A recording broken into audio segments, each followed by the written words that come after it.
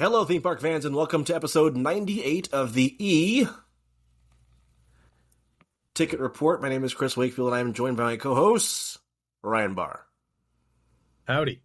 Tommy Hawkins is on assignment this week. All right, Ryan, we wanted to jump on real quick because a lot's happening, and a lot's going to be happening. You know what my first question is, actually? I think this is becoming a theme now with how confused I am. Is Epic even open yet?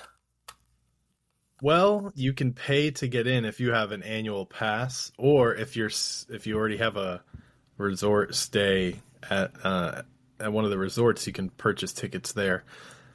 But I can't just come in like as a day visitor and it's like, hey, I'll take a ticket, please. No, not yet. Why? Unless you buy an annual pass first and then buy the ticket. What are they doing? Which testing things. It's still like a lot of disappointment some days, but I feel like it's I feel like to the average consumer, it's so confusing. I've had people ask me, "Is that thing open yet? Did you go to that new Epic thing when you're in Orlando yet?" I just don't know. And I was in. Shouldn't plan a trip until summer or after summer. I would say. I think I told you this. I was in Puerto Rico, just kind of sitting in the hotel room with my daughter in between excursions a few weeks ago. And I was like binge watching Shark Tank, and every commercial was about Epic Universe. The block of programming was sponsored by Epic Universe. But then yesterday or a couple of days ago, I was somewhere watching TV, and no, it was online. It was on YouTube, and there was a Universal Orlando commercial came up, right? And not one mention of Epic Universe. Like it never existed. They showed everything but Epic Universe, and it looked like their summer campaign, and it was screaming, "Don't come to Epic." Was it during the day? Yes, it was. I was like yesterday. I was sitting here watching YouTube, and here are the dinosaurs. Here's Harry Potter. Here's this. Here's that. No mention of Epic Universe, and I could tell it was a brand new commercial too. They don't have a lot of footage yet to show. They everything they collect, they release when they have it. Like they released a drone footage video through Dark Universe, which is pretty cool, but they just don't have enough commercial yet produced, I don't think. They're waiting for the day it opens, and beyond, of course. But after it opens, it's going to be like, I can't stop seeing, like, not see this on TV all the time. You think so? So there will be no timidity behind, because they have reports that the riots aren't working properly. Of course, Ministry of Magic is not working properly at all. So there's no timidity behind, let's soft pedal this new park until we get the kinks worked out? I think they're pretty confident everything will be, except Astronomica for some reason, the stupid splash pad that is in Celestial Park that can't run for some reason, but I think they're pretty confident Ministry will at least be open with a virtual queue by May 22nd, which the virtual queue thing, it's just like Hagrid's, which... Let's talk about it. What's wrong with it? So they drop times randomly throughout the day as they have the capacity available. They have a huge indoor queue that can hold up to 4 hours of wait. So after you get this virtual queue, which you're lucky to get if you are on the app at the time it happens to drop, and if you get into this virtual queue, you still have another 2 hours plus of waiting before you get on the ride. So... Which for a brand new theme park, is that understandable, or? It's this ride specifically, which we're lucky it's not more complex than it already is, but it's having struggles for sure. But I think it'll get worked out. It'll get ironed out. Can I ask you a question? They brought in a lot of specialists. They paid a lot of money for this. So, would you rather wait 4 hours in a queue indoors or outdoors? Indoors. Indoors. Why? Because it's 90 degrees. I'm sorry. If weather is not a factor. Okay. If weather is not a factor, because I asked you mean outdoors? Outdoors, as in I don't have to like stand in a line. I can just go around wherever I want. No, like the outside of Forbidden Journey. You know, out in the garden and the greenhouse area. I'd still prefer indoors because there's usually more that you can see. Okay, because my kind of thing is that sometimes when you're in an outdoor queue, you can kind of tell you're making progress. And remember back in the days of Dueling Dragons, that indoor queue, and you would just be going through dark room after dark room. It's I'd be still, like, are we yeah, it's close? still How that way much? with Hagrid's. Yeah, Hagrid's is exactly. even worse. No, it never ends. And but there's no queues at Epic Universe that I went in that felt like that. Maybe Okay. since Ministry is so long, there is some parts that are like you don't want to be in there for a while. But Right.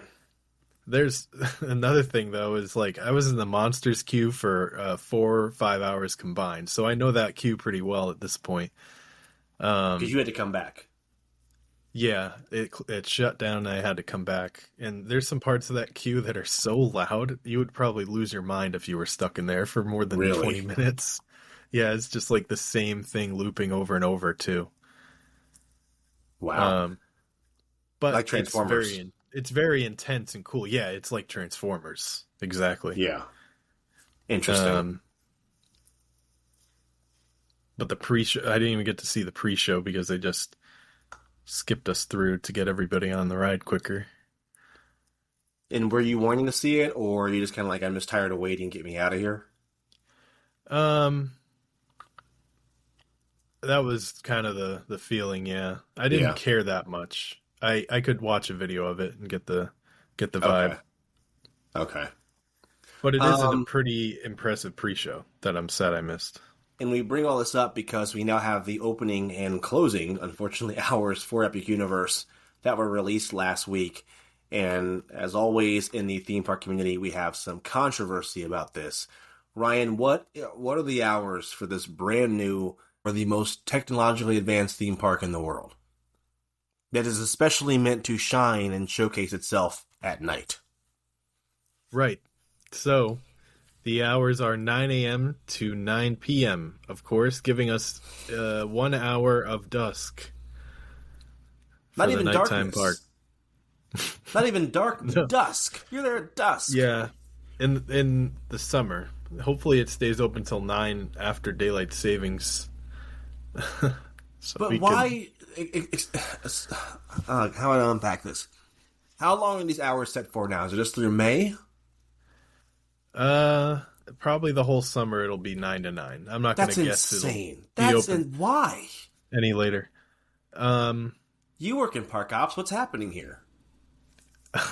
I will tell you, it'll probably cost them $200,000 in labor just to stay open from 9 to 10, and they are not going to make that much money in merch and food in that same time. Stop. And they're not going Pause. to and they're not going to be selling tickets or selling parking in that Pause. time. Pause. The amount of free media you're going to get from people sharing their Instagram shots and their beauty shots all over the internet of your beautiful park at night with the neon lighting up, that itself is worth a lot more than $200K. Well, it's $200K every day. 365 days. That's crazy. You're not That's making nuts. much money in that hour. If people spent more money late at night inside theme parks, Then just open up we would later. be in a better place. Open at 11 a.m. 10 a.m. That's a lot of people wanted to say that too, but unfortunately, they make a lot of money in the morning. 10 a.m. is still the morning. Yeah, That's what more they're time doing for guests to previews. sit at your hotel and have breakfast. So right? my hours for you asked what from a park ops perspective, what's going on? But I'll say when I was there during previews, the hours were 11 a.m. to 10 p.m. and that was enjoyable. Got to be there pretty late after dark. I rode Stardust Racers when it was pretty dark, which was awesome. All the lights were on. What do you think was the most disappointing ride at Epic? Or attraction or show or whatever? What did you get off of and go, ugh, all right. They can all be bangers. Monsters Unchained is the number one ride I've ever been on. Okay, so you did the opposite of what I just asked you. What was the most underrated or overrated? Most overrated. A lot of people are hyping up Hiccup's wing gliders, Uh-huh. saying it's like the Hagrids of Epic Universe, but it's like Slinky Dog. It may even have less elements than Slinky Dog in terms of thrills. So it's very smooth and calm. It does have a rollback sequence that's pretty exciting, but I would say that's like the most overhyped thing that I went on. I only went on 5 things though. I only went on 4 rides, I think. And I see this a bit in your show notes, and someone else brought it to me a couple of weeks ago. Well, first, let's talk about Universal Fan Fest nights. Sorry, I'm getting too far afield here. Fan Fest nights, what are these and why is it happening at Universal Hollywood? I'll be there in like 7 weeks or 6 weeks. Oh, I think you'll miss it. But okay, Fan Fest nights. No, through July 31st. Oh, okay. So May you could 14th. Go. If you I'm there the first week in July or in June. Okay. Yeah. If you, Chris, are a Back to the Future, Nintendo, Harry Potter, Dungeons and Dragons, Jujutsu Kaisen, One Piece, or Star Trek fan, you're striking out. You're going to have the time of your life. You just struck out on almost all of those things with me and my fandom. I'm sorry. Well, what are these? Are they meet and greets? It's much more elaborate than that. So we got several meet and greets, of course. But then there's also Destination Hill Valley. So there's cupcakes. Backlot tram takes you to Courthouse Square. Actual Courthouse Square, yes, from Back to the Future. And you see a bunch of interactions. There's Disney would call them activations. Yeah. It's like a bunch of it's like theater going on all around you. A bunch of actors recreating scenes from the movie. Huh. A lot of, they have the Under the Sea, Enchantment Under the Sea band playing. They have all the characters, like the principal, Lorraine, Biff. What's the... I forget. Marty and Doc, of course. Everybody. Right. But yeah, it's pretty fun. They have photo ops. They have a photo op with the dog. What's his name? Is it Rover? Not my wheelhouse. And I think I always get shit for this. I think Back to the Future is one of the most overrated movies in the history of film. I just am not a fan. I don't think it's overrated. I think it's overrated. I think you guys are nuts. Rated. I think you guys are nuts. I think it's a good film. It's a good film. You guys are crazy. And I say this because the birds have been in my ear the last couple of weeks or a couple of months now about maybe possibly I don't know if I should even say it. I don't want to Tom Corliss this person. I'm not going to say it. Never mind. I'm not going to say it. You can read what I was going to say. If you know, you know. Anyways, how much does this cost? Yeah, you got me there. To see community theater. Similar to Horror Nights pricing, if it's probably less than Horror Nights. $50-$60. A lot of specialty food items, drinks that are themed to all the properties that I mentioned. They have a special Yoshi meal that's served in the Toadstool Cafe. All right, I'll consider. I'm out there. I'll be in Universal Hollywood here next month or in early June. So if you want to go to a theme park late at night, like you so desperately want, Universal Hollywood was not built for nighttime. I can tell you that much right now. That park was definitely not built for nighttime visitors. I mean, it has Horror Nights, but City Walk is at least. Yeah. All right, let's move on real quick. $30 for Taco Bell. We're running on time here. Disney has released a slew. Can I mention Pink Yoshi? Yeah. That's the only other thing that's important from Universal Fan Fest. Is not only do they have a Yoshi meet and greet, but they have a special egg hunt that you can do. If you find all the eggs, you can jump in a 45-minute line to meet a rare Yoshi. God almighty. Which is either going to be a pink or a blue Yoshi. But Right. man, they got pink Yoshi. But anyway, this picture is so funny. You put this picture in the show notes of the Luke Skywalker in Galaxies. he's the best. Speaking of community theater, oh my God, what is happening? That is Luke Skywalker, okay?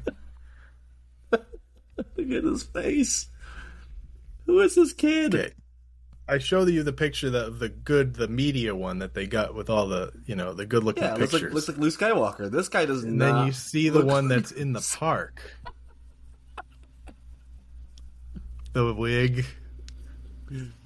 He looks. They caught him in a bad moment. He was talking, I think. Poor guy.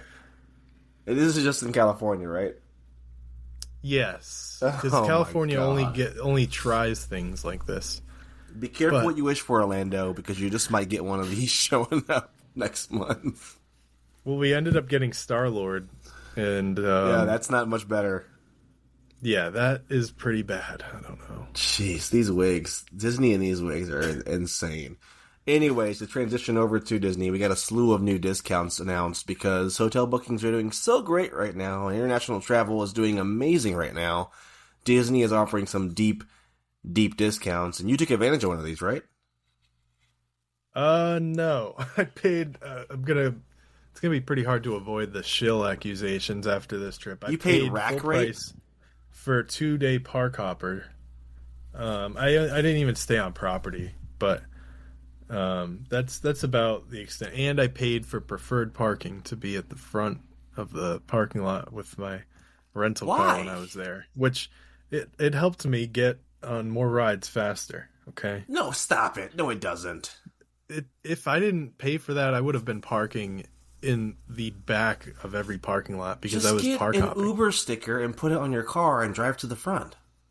I don't have any moves, okay? I've given up trying to swindle Disney out of parking fees, but it is pretty ridiculous. I don't know how much I paid for preferred parking. For which park? So if you pay for preferred parking, you get it at all 4 parks every day. Okay, so how much you paid per day? I paid, how much did I pay per day, would you guess? All right, let me guess. Hang on a second. Spring break. Preferred parking. So parking itself was like $25-$30. It's actually, 35. But 30 for regular parking? Fucking hell. I think 30 for regular parking. Yeah. Okay, I want to tell you this, and Ryan, I've known you for almost 15 years now. I love you dearly. If you paid more than $60, you're a fucking idiot. Oh, no. I paid $55 for preferred. That's not each bad. day. Right. And I was pretty close, I mean, you're still Magic pretty Kingdom, stupid because it's just you, and you're a young guy. You don't need to, save your legs. You're not traveling with kids or a person with disabilities. Definitely didn't save my legs, okay? I walked over 100,000 steps over 4 days. I walked over 50 miles, okay? And most of that was at Disney. Epic, I only walked 11,000 steps or so. I mean, granted, you went on a bunch of rides you'd never been on before at Disney. So, I mean, that kind of, You totally have not ridden these rides 1,000 times before anyways. Most of them, I mean, I rode Tiana's Tron for the first time, and I was saying goodbye to Muppets and Dinosaur, which I may never ride again. I gotta do Dinosaur, that. I gotta do that soon. But Muppets is closing next month, so right, better hurry. I might slip down there. Did you also pay for the Genie Pass, Fast Pass, whatever? Oh yeah, gimmick on top of the. Yeah, I paid for Lightning Lanes. One of them I paid for a Guardians of the Galaxy single pass. I paid $19 and change with tax for a single ride on Guardians of the Galaxy Cosmic Rewind. Which you've already ridden before. A few times, but it's my favorite ride at Disney. Right. And it shut down right as soon as my time, which was an hour before the park closed, and it never reopened that day. Thankfully, I was there Sunday. I was there 2 days later, and they gave me a free one to use right that day. so I didn't get completely scammed. And I just want to go over real quick some of these deals that we're seeing coming out because bookings are so soft. 40% off table service dining for WDW annual pass holders, which is a lot. 40% is a lot for table service dining. Like Tiffin's restaurant is the 5-star restaurant at Animal Kingdom. Yeah. It's like the most expensive Chico meal. or Boma or I'd pay for that easily. And then free, quote unquote, free kids dining packages ages 3 to 9. Very selective on those ages there. When you purchase a dining package next year with the family. But so kids eat free, Chris. Kids are eating free, and it's not the 99 restaurants because the Red Sox won. It's kids are eating free all summer next year. Yeah, but from kids 3 to 9 years old. But it's 3 to. I have a 3 to 9 year old. They don't eat that much. You're not. Disney's not doing you any massive favors by saving you. At least the fine print is here that it's combinable with other offers. So as soon as we get other offers for 2026, people are going to be if kids eat free, and this is combinable with other offers, and another offer is 40% off, then they should be paying you 40% for your kids to eat. If we're combining offers. Well. Huh? Yeah, I don't know. Ages 3 to 9. 3 to 9. It's very, very selective. 10, if they're 10, you gotta pay. Yeah. All right. Let's hit a couple more things here. Give me your next one. We got time for about 2 more. Tokyo Disney just announced today that they're expanding. They didn't specify what or how big or how long it's going to take or when it'll start, but they are definitely getting rid of their Frontierland. Really? Most of it anyway. The suspense is killing me. So that's the thing, is this concept art is very vague. Yeah, exactly. There's like an Incredibles looking thing. There's something that looks like what they already built at Fantasy Springs in Tokyo Disney Sea. There is like a western looking town, but it looks kind of like more like Main Street. But this is like going to be replacing Splash Mountain over there. Well, okay, you buried the lead there. They're going to get rid of Splash Mountain?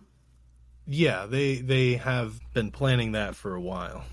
They wanted to get rid of Splash Mountain back when Tiana's was being talked about, but she didn't like the Tiana's idea because they're racist in Japan.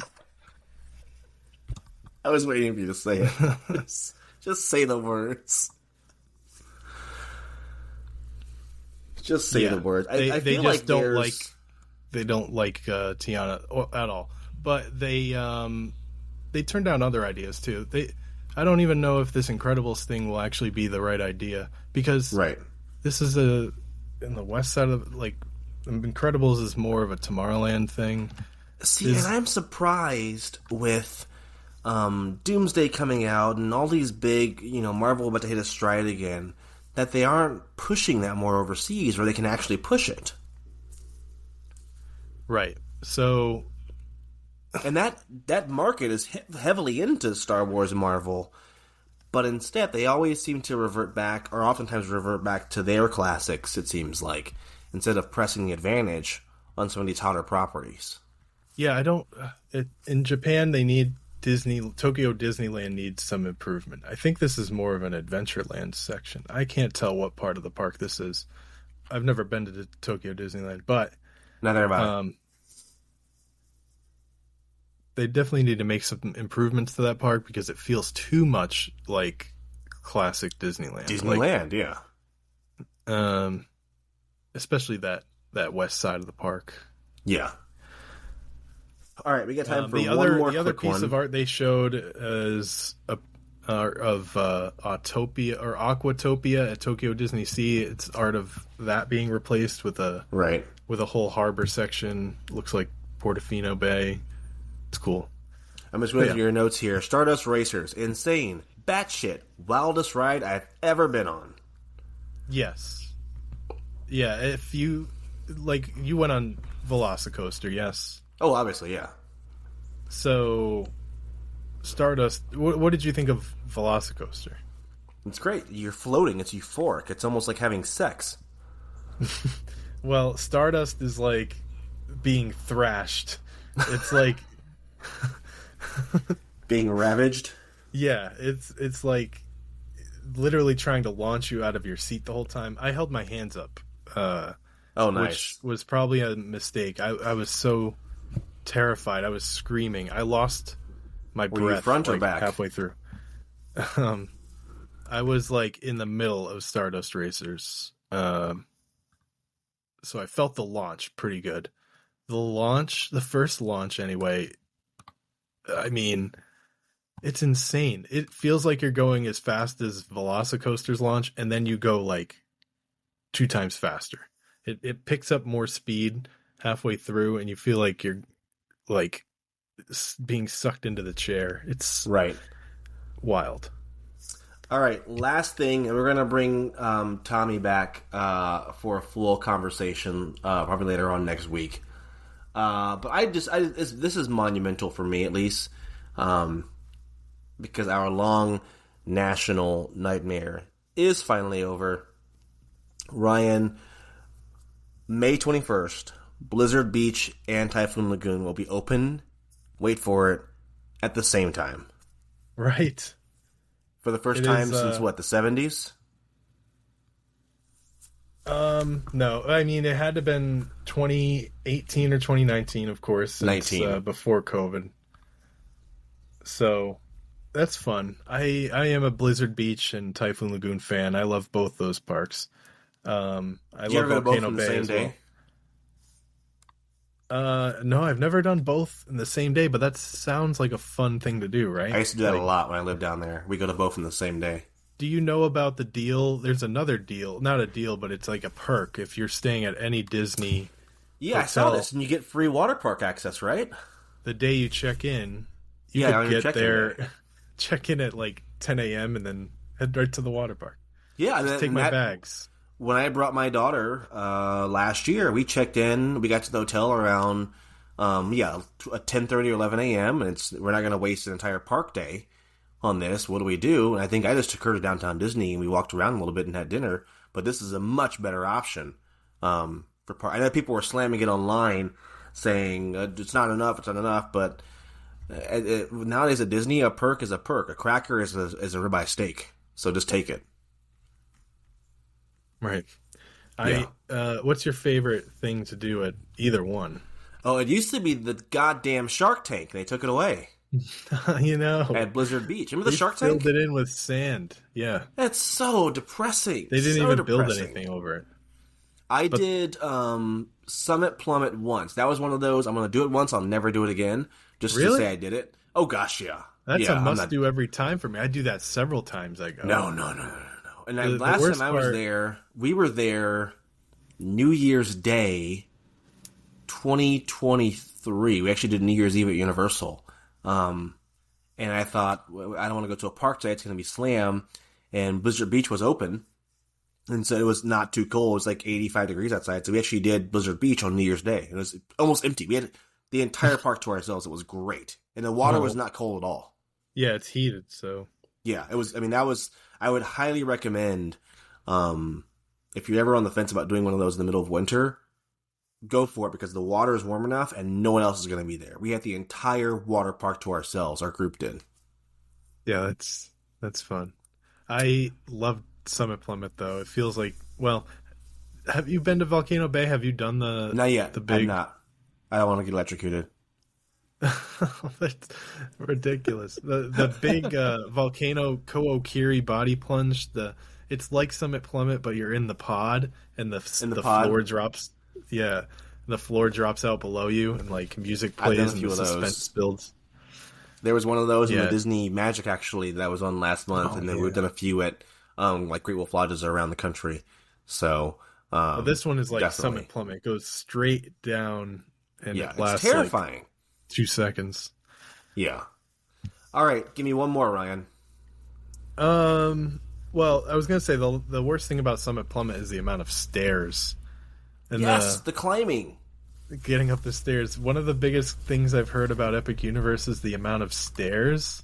I just saw this morning. Someone mentioned this morning. Big complaints about the stairs. I didn't really notice it. I only went in Nintendo once, and I know there's a lot of stairs in there, but there's also an escalator. Which, of course, if you've been to Universal Hollywood, you should know all about stairs, because that is that park. Yeah. You're climbing up and down a damn mountain to get to The Simpsons or Jurassic Park. But last news story, I guess. What else? I mean, are we going to do my trip report separately, are you saying? Yes, we'll get to your trip There's report. more I want to get into it. But I do want to mention the Spaceship Earth lounge is called GO82. That's 21 and up. I'm going to look forward to that. That's being built where the Siemens Lounge was.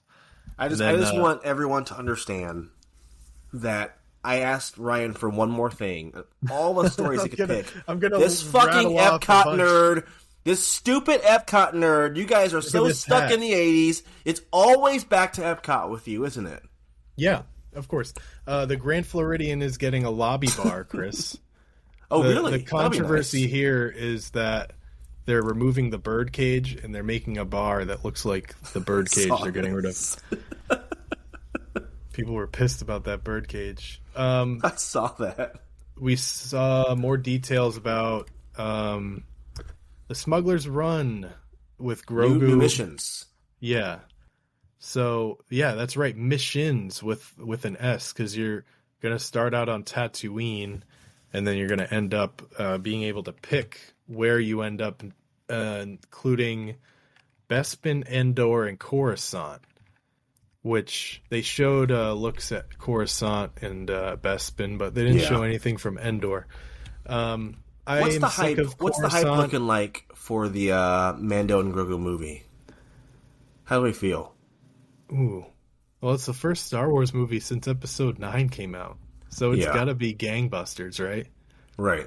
They're not even going to have to try to promote it. But there's going to be a freaking tidal wave of marketing. Totally. Because this has to be it. Like, this has to work. I feel like for Star Wars to get back on the horse, this has to work for them. Yeah. And there'll be more surrounding it. Recently popular characters that have been introduced in the last 10, 15 years at least. So it's got to work. If you're asking me, though, I think the person who's writing Andor is doing a better job than Filoni. But anyway... Well, I got some bad news for you about Filoni, because he's about to be taken over. Well, I know, he is. He is going to take over. But that's fine. He's doing okay. He's doing better than before. But I'm just sick of Coruscant being a destination on these rides. Like, if my cockpit chooses Coruscant as a destination, I'm going to crash on purpose. That's what I said on Twitter. Really? Because I'm kind of tired of Hoth and Tatooine. Well, Tatooine, I don't think we ever go to Tatooine on any other rides. We go to Jakku. Should you? Oh, I'm thinking Jakku. You're right. I'm thinking Jakku. But Bespin is the one I want to go to the most, and then Endor. But Cloud City. You know what'd be cool is Camino. That would be cool. That'd be a cool stop. They haven't been there since the 2003 shitty CGI version of Camino. They could really do a lot with today's upgraded graphics with a rain planet. Yeah, exactly. Yeah. All right. Anything else you want to touch on? That's about it. There's the stage shows coming to Hollywood Studios next month, which should bring some life to Hollywood Studios. You mentioned that. Remind me, or tell me, how was the live entertainment at Epic Universe? So I saw Les Cirque Our Canoe, which is a indoor show, which is like 20 minutes or so, maybe longer. That is pretty mind-blowing for an indoor theater show. Everyone's going to love that, I think. Because I heard the live entertainment is not, it's third party, it's not Universal. Oh, so yeah, in Celestial Park, they had fired all the actors before previews even really started. And now they're bringing in like live statues. some Caricature musicians. caricature artist or something, or a poem writer or something, or That's interesting. Yeah. yeah. Uh, yeah, it's unfortunate. They just didn't want to pay people to be out there and like build the story of Celestial Park a little bit, add some life to that area. Right. I guess not. Yeah. Don't go cheap. This is not the time to go cheap. I don't want to see stilt walkers walking around. Like, No, God, no. please. Yeah. All right. We'll bring Tommy back next time. All right, we're back, and I'm back with our co-host Tommy Hawkins. How's it going, Tommy? Hey, literally back straight from the plane, dedication.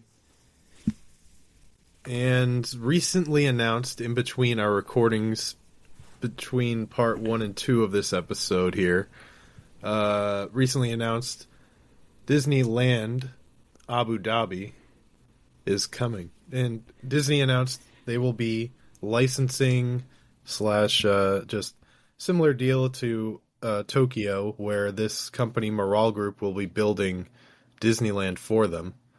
And they'll have all the creative control, of course. But pretty huge news. So the message I got from the earnings call, because I listened in, was like, okay, everyone, we're going to spend no money on this, and you're going to get lots of licensing income. You're going to get lots of passive income. We might embed a few people from the company. We can afford to lose a couple of staff just to make sure things are running right. But basically, this is free money, everyone. And no one had any reservations about it. None of the questions were bad. In fact, the questions were, okay, right, you've done this one. Have you got any plans to build any more anywhere else? Kind of vibe. So obviously the shareholders love this. Oh, yeah. All return.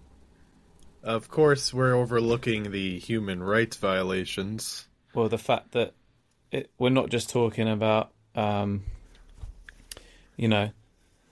which many would consider, and I do too, is bad enough in what's going on in places in America where they're removing books and stuff like that and all this behaviour. We're talking about technically they wish death upon me as a gay man to go into that country. It's not just a difference of opinion. It's literal, like, prison and death for being gay. So, am I going to go there? Probably not. Unlikely that I'll ever set foot in that country or ever want to go to that park. But I know that there'll be plenty of people that place themselves back in the closet just so that they can say that they've been to this new Disney park that no one else has ever been. And I'm sure we'll get people like Cordless and like such people like that will declare it's the greatest Disney park ever, mostly because there's going to be fuck all people really going there. And, it's going to have all the money thrown at it because they've got a unlimited checkbook. So, what are your thoughts?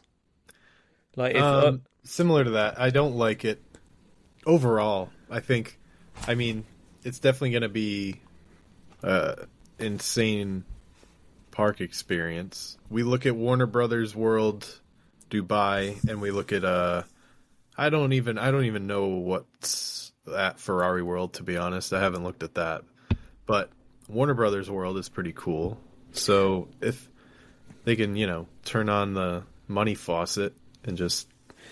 I mean, it's difficult, right? Because we know people, or I know people in our community, one quite well-known person that worked on Warner Brothers World. So, but it's different when it's for work, right? If that's your job and you've got to go there because you need to earn money, but to go there as a visitor, that's a choice that you make, and it just doesn't sit right with me personally when I have a choice that those countries would be the last choice I would make.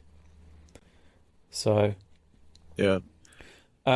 There's just talk about the fact that people are like, oh, okay, right. Does that mean Disney are going to do something else in Europe or I think geographically the demographic is the same. Now, obviously, where I am in London, it's a 10-hour flight to Orlando, or it's a 10-hour flight maybe to Abu Dhabi, as they call it. I know which direction I would prefer to go, but generally, what I'm getting at is the people in Europe are a plane ride away, at probably a less than 10-hour plane ride away to that part of the world if they want to travel to there. I think strategically, forgetting all the moral and the human rights aspect to it, is strategically putting a theme park in London is probably a better decision. But again, they're not paying a penny for it, so I'm pretty sure that they wouldn't build this park if someone hadn't offered to pay them to do it. So Probably. I don't think they're going to build many more parks on their own money. no, but I think geographically, if you just think of the map, so you've got, what have you got? You've got, if we start on the West Coast, you've got Disneyland, and then how many hours flight to like 8 hours to Tokyo. so you've got 8 hours in one direction to Tokyo. If you go the other way, you've got what, a 4-hour flight to East Coast. If you keep going the other way, you've got a 10-hour flight to Disneyland. You've got then another 9 to 10-hour flight to Abu Dhabi, and then you've got whatever it is between Abu Dhabi and Tokyo, or Shanghai, Hong Kong, Disneyland, probably about the same. So they've kind of strategically now placed a theme park within sort of 8 or 9 time zones in every place around the world. So they don't physically probably need any more anyway, do they? No. This one will definitely be for the most rich and most 1%. That's who they will try to market to. And, that won't be hard. But this will definitely be the lowest attended Disney park, I'll tell you that. Even below Hong Kong, probably. Well, like I've said, strategically, okay, so in Europe, where they're building Universal, and obviously Disney as well, like Disneyland Paris sits there already. Disneyland Paris sees like 10, almost 11 million people a year, something like that. I can't remember the exact numbers. But essentially, you've got a target audience of about 700 million people that live in Europe. So you've got quite a large audience. You haven't got anywhere near as many as people living in Saudi Arabia, like UAE, all of them countries that are in the immediate vicinity of that. You've got a nice amount of people, but yeah, like you said, it's probably going to be one of the lowest attended theme parks, and it's like. And it won't be bad either. They won't lose money because they will charge a lot, I think, for everything. They'll make it work, won't they? But at the end of the day, that's not Disney's problem, because Disney, if it's if it's anything like it's what I call the Spielberg deal, right? So Spielberg's getting 5% a door or something ridiculous on every single Universal park, and he's got to do he might have shown up to a few meetings on the first few parks, but essentially he's got no involvement. He's just got this deal. Essentially, Disney are just going to have the input on the IP and the rides and show up for opening day sort of vibe. They've got to do nothing, almost nothing. Maybe some marketing. I don't know how that works with the parks. Off air, we was talking about the ownership, that they own like 43% of Shanghai and 47% of Hong Kong. But they obviously have some sort of deal with marketing. They must have some input with marketing, because they still talk about the parks. It's not like they're completely separate entities, right? I don't know about marketing. And you mean in their individual markets? Well, I just mean in so D23, obviously I know most people in our community consider it like a fan service event, but at the end of the day, it's a massive Disney marketing event, right? So they still talk about the other parks, don't they? They still announce stuff. Oh, this is coming up at Tokyo Disney. Oh, this is coming up, and they talk about the whatever, the Golden Shower, like cruise ship, Oh, the one for that market. Like well, they, you they see, OLC seems to, with Tokyo, they seem to share those big announcements themselves. They don't tell, they don't tell D23 or Disney to share announcements for them. So that might be different too with this park.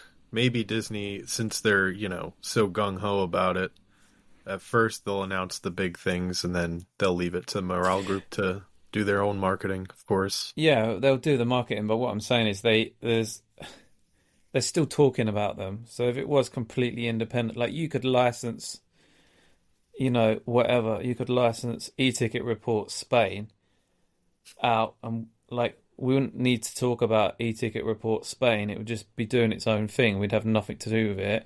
But what I'm saying is they still acknowledge that it exists, and they still do drop little tidbits of information. So there must be some degree of marketing within the deal, even if it's a very, very small portion. Yeah, most likely. Not much else to really touch on because the concept art for it is so I don't know. But the big thing that sticks out is that the icon of the park isn't really a castle. It's like looks like a big crystal thing.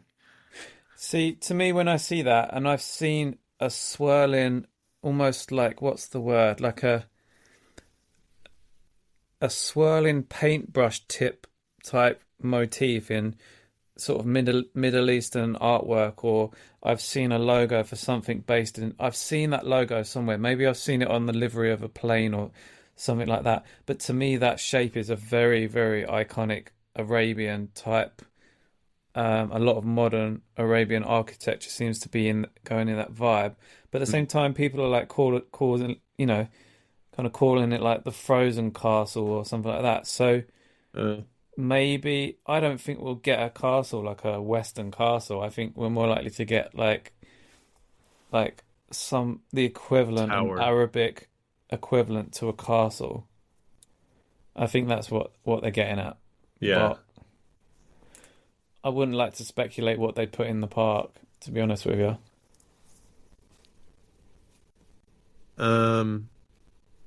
Yeah, so that's about it. We covered pretty much all of it. We can move on. The other thing I wanted to touch on before getting into my trip report, they made an update to the park hours at Epic Universe after grand opening. Park won't close at 9 p.m. It will actually close at 10 p.m. now, which is good.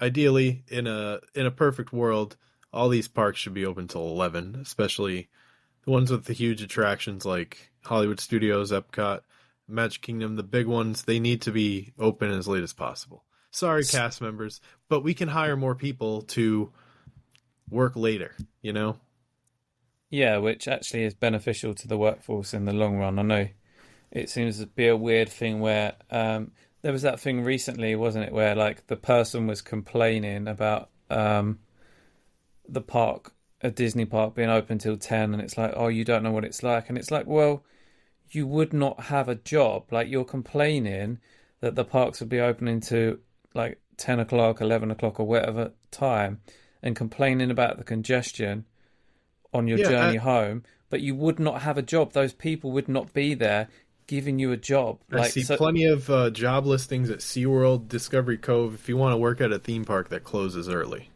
Or a water park. Think about that. If you want to be home by 5 or 6 every day. Yeah, if you want to be in that kind of job, then you don't move to Orlando to get a job at a theme park. To be honest with you. To put it bluntly, like you sign up for unsociable working hours, you know what you're getting into. And yeah, like you said, like if the parks were consistently open till 11 o'clock at night, or whatever time it may be, then that's a guaranteed second shift for, someone's doing an early shift, someone's doing a late shift. That's a win-win in my book. Yeah. It's an interesting point. Remind me about the opening hours of Europa when I get into that. We'll talk about that, but I won't get into it right now. All right. I'll get into my trip report then. We'll start with I just want to start with my day at Epic Universe, obviously. Just before we start that, can we just talk Yeah. about the fact that they've basically, there's been a few things, haven't they, said that, well, obviously, Ministry is still struggling with virtual queue. There's some talk about the safety system might be the reason why it keeps going down, but it's clearly not being well. Stardust Racers was down for some sort of major issue for a couple of days.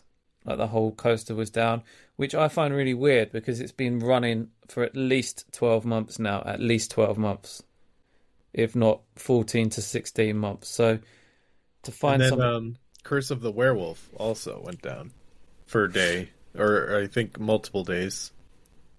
So it could be that they found something specific because obviously the common denominator is they're both Mark rides and they're both LSM launch. So there could be, and they was working on the second launch, which could be where the problem is.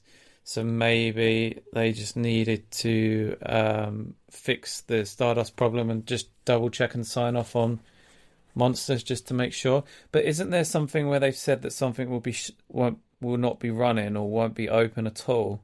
Yes, Ministry. They said. Well, they said Curse of the Werewolf ahead of time will be closed, I think, for 2 days. But Ministry of Magic, Battle at the Ministry, I should say, will be closed for, I think, 5 days leading up to the grand opening, I want to say, from the 16th to the 21st. I could be wrong. I should look this up since we're recording. But I mean, there are also huge complaints about the virtual queue system. I'll just say this. We are lucky to be having people get on this ride, period. There, a month ago, it wasn't even a state where they were able to get through laps successfully. So, we're lucky that it's opening with the park at all in any state. yeah. I know for a fact, though, that I'm not going to try again until at least September. So this are the few things that I've said about it earlier on Twitter, but I'll just repeat them for the show. The first things first, I 100% agree that people shouldn't really be shouting too loudly. You know, that yes, it is in technical rehearsal, it's a soft opening, so you can't expect everything to be perfect. However, as much as that, as you can't really complain that it's virtual queue, you can't complain that things aren't working. That's very true. However, they're charging people the full ticket price to go now. And that to me is where we're not talking about TM previews. We're not talking about, media where no one's paid to go there. People are paying a full ticket price. And to me, that doesn't sit right. Yeah, and it's okay. not limited to APs anymore, right? It's everyone can buy a preview ticket. Yeah, I've got friends out there now from the UK, and in theory, they could potentially buy a ticket for tomorrow and go there tomorrow if they wanted to. For me, and I said it earlier, I don't know why. Just to update quick, I looked it up. It will be closed from today, May 10th, through Friday, May 16th. I have a friend who DM'd me, Light him and Hide. He's going on May 16th, unfortunately.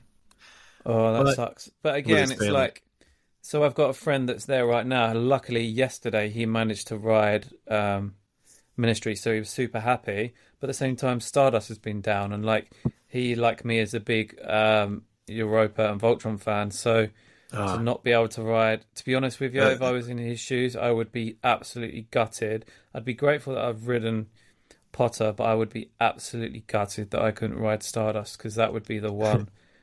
Or the two, I should say, that 100% I would be really upset that I couldn't ride. But yeah, for me, I just think, if you know that there's going to be quite a bit of downtime, your rides aren't ready, etc., don't charge people full price. If anything, just say, right, we're going to be opening between 10 and 6 p.m. The tickets are going to be capped at $85, $90. There's a good chance you won't get on everything. There's a good chance rides will go down, etc., etc. But when you walk through the door, right, okay, I'm not paying full price. I know I've only got a few hours to do this. And everybody's happy, right? But I just find it doesn't sit well with me that that people are being charged $140, $150 when they know things aren't working right. That's not They cool. That's not going to change starting May 22nd. I'll tell you that. Yeah, and that leads me on to my second point is that I've been saying for a while. I mean, you're saying, when did you say September? My prediction is it's a repeat of Hagrid's, right? So Hagrid's were opened in June. I remember going out there and getting on it in September. Actually, when I went back in September was the best times that I managed to get on it the quickest, because every time I've tried to go on it since, the queues have been horrendous. But 4 months later from it opening, it was finally kind of working at a point where it could take quite a few people. My prediction is that I want to say between September, October, maybe even as late as November, before that ride's reliable and working to a point where everyone can quite easily get on it. And if we do get to that stage, then we do get to that stage where, a healthy amount of people, like 1,500 to 2,000 people an hour, can get on that ride. But right now, I just wouldn't. If that was what I wanted to do, I wouldn't bother making the trip down. I really wouldn't. Yeah. Yeah. Especially if you're from far away. I wouldn't. So, there's been a lot of great things, and some of the other feedback, which we'll talk about when you do your trip report. I won't go into that, but for me, it's the same issue that I've been moaning about for quite a few times.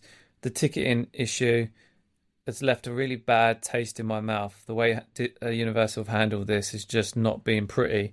Admittedly, it's because of stuff like this. It's probably because they knew last summer that Potter wasn't going to be ready. They knew it wasn't going to be ready. They've done as much as they can to try and get it ready.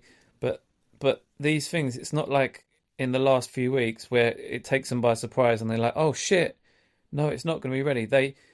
Things work at the pace that they work, and they know that these things are just not going to be 6 to 9 months out. They know that they can't possibly make their deadline, right? Yeah. They thought this was going to be worse than it is now. So for me, yeah, I'm glad I didn't try and do a trip this for opening or even for this year, because I just think come September, I still think people might be in the same boat as probably what you're about to talk about in a minute. But yeah, let's hear your report then.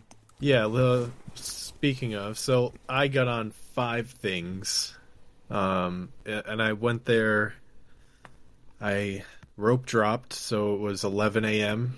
and closing was 10 p.m. But I left the park at midnight, so we'll get into that later, though. No. We rope dropped Donkey Kong Minecart Madness, which was a good decision because I would not have gotten on it if I didn't rope drop it. Can I just sort of interject on that? Because a few weeks ago when you went, 100% that was the right choice to make, right? You made the smart decision when there was less people in. But from what I've seen, and maybe it's just been disseminated out through people like yourself that went a few weeks ago, now everybody's doing the same thing, which means that everybody's trying to get on Donkey Kong first thing in the morning. And it just it's also one of the first rides that opens. That's the problem. Yeah, and that's the problem, that they're restricting what's open, so everyone's making a beeline for that. So now, 2 weeks ago, 3 weeks ago when you went, it was probably the absolute best choice. But right now, everyone seems to be doing that. If they continue to just be opening one land, I think it's not going to be great. The video I watched the other day, the girl was saying it was a 3-hour wait, within the first hour of the park being open. Yeah, that's going to happen, especially when I heard the one day it wasn't even ready for opening, and everyone got in line, and it didn't open for the first 2 hours, and then it started running, and it runs so slow. I'm telling you, we were right. It gets maybe 800 people an hour if they're lucky. That's a slow moving. It moves as slow as Hagrid's does in ADA speed, and they're only getting 4 people out per dispatch. Yeah, so I think they would be lucky if they're getting 1,000 an hour on it, and clearly they're not at the moment. Can I ask you a question? How rough is it? Because a friend of mine said it was really rough. Rough is subjective. There's another ride at this resort called Hollywood Ride Rocket, which will fuck you up. But this ride is bumpy, but not unbearable. Like it's still new, so you can say rough, but it's gonna get worse over time, definitely. Okay, so would you? Because I've just come back from a trip, which we'll talk about in a minute, but we went on their version of a wild mouse. So a wild People mouse say rough. I think they mean jerky. It's very jerky. So that's what I was about to say. Like it to me, I imagine that it's their version of a wild mouse. Like it jostles you, it throws you around. It's not rough like you would consider. Very sudden movements, because of the way the track is formed, and those drops really get you though for that reason. The couple drops that they have make it a thrill ride for sure, and kids, if that's their first coaster, they'll shit themselves. But like when I go on Space Mountain, that completely beats me up. Like absolutely beats the living shit out of me. Like last time I went on it, I had like a rectangular bruise across my thighs, where every time it like did a bit of into a block break section, it would slam my thighs up into the lap pad. So I just feel like it's one of them rides that it's a jostler, it's a wild mouse. Like it's not like fast, so you're moving pretty slow through these turns and stuff. It just once you hit the turns, it's very very fast. It's not a wild mouse. You're not being sucked to the sides like. I would say you definitely don't want to be stapled into the lap bar though, because your thighs will probably hurt. But there's no parts where it's like strenuous on you. It's no rougher than any other kiddie coaster. The queue is bearable. I like the drums that play throughout the land. It kind of keeps you in a positive mood. The music is great overall, and I just love this ride. I would put it above Seven Dwarfs Mine Train. I would ride it over and over again if I could, but it's always going to be such a long wait, which is unfortunate. So that's what I was about to say when you brought up that ride, right? So if I could walk onto Seven Dwarfs Mine Train, I would say it's a great ride. It's fun, it's cute, it's more fun. I'd say there's parts of it that are probably more fun than something like Everest. However, the queue factor immediately, if I initially rate it at like 7 out of 10, the queue factor brings it to like 4 out of 10. It's the same with Rise of the Resistance, right?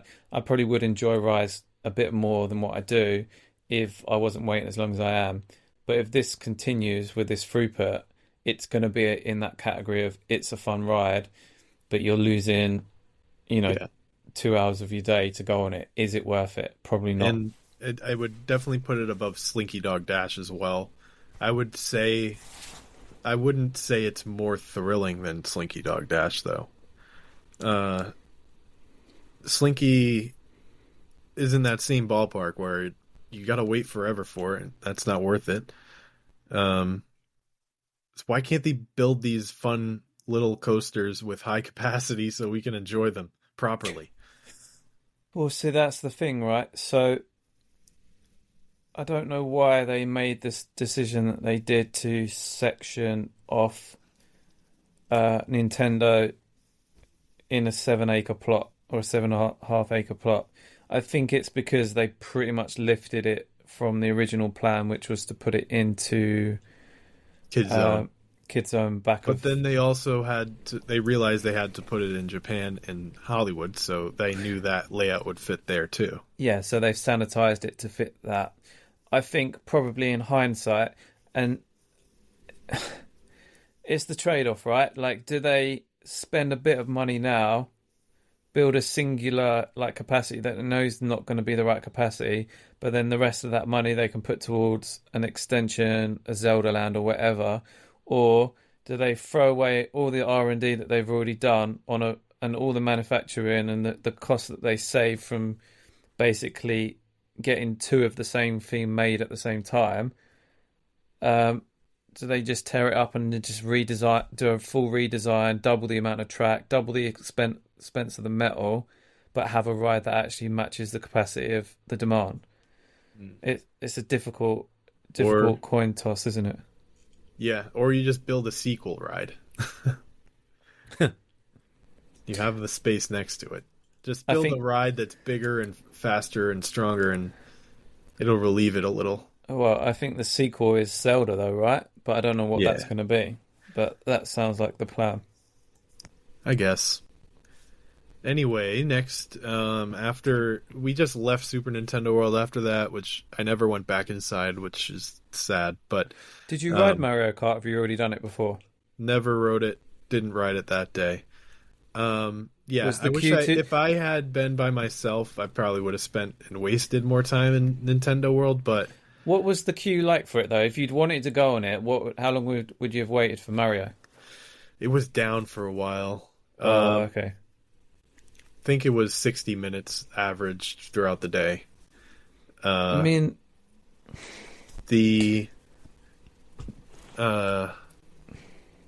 yeah, but when I walked into Super Nintendo World for the first time, I will say I fell to my knees. It is insane, and it was so empty too because it was rope drop. But I wanted to cry. I couldn't. I felt emotions I've never felt. I had seen all the pictures of it. I know what it looks like, but being inside it is insane. I'll definitely. I would spend a whole day inside there, like 10-hour park day, whole day in there, easily.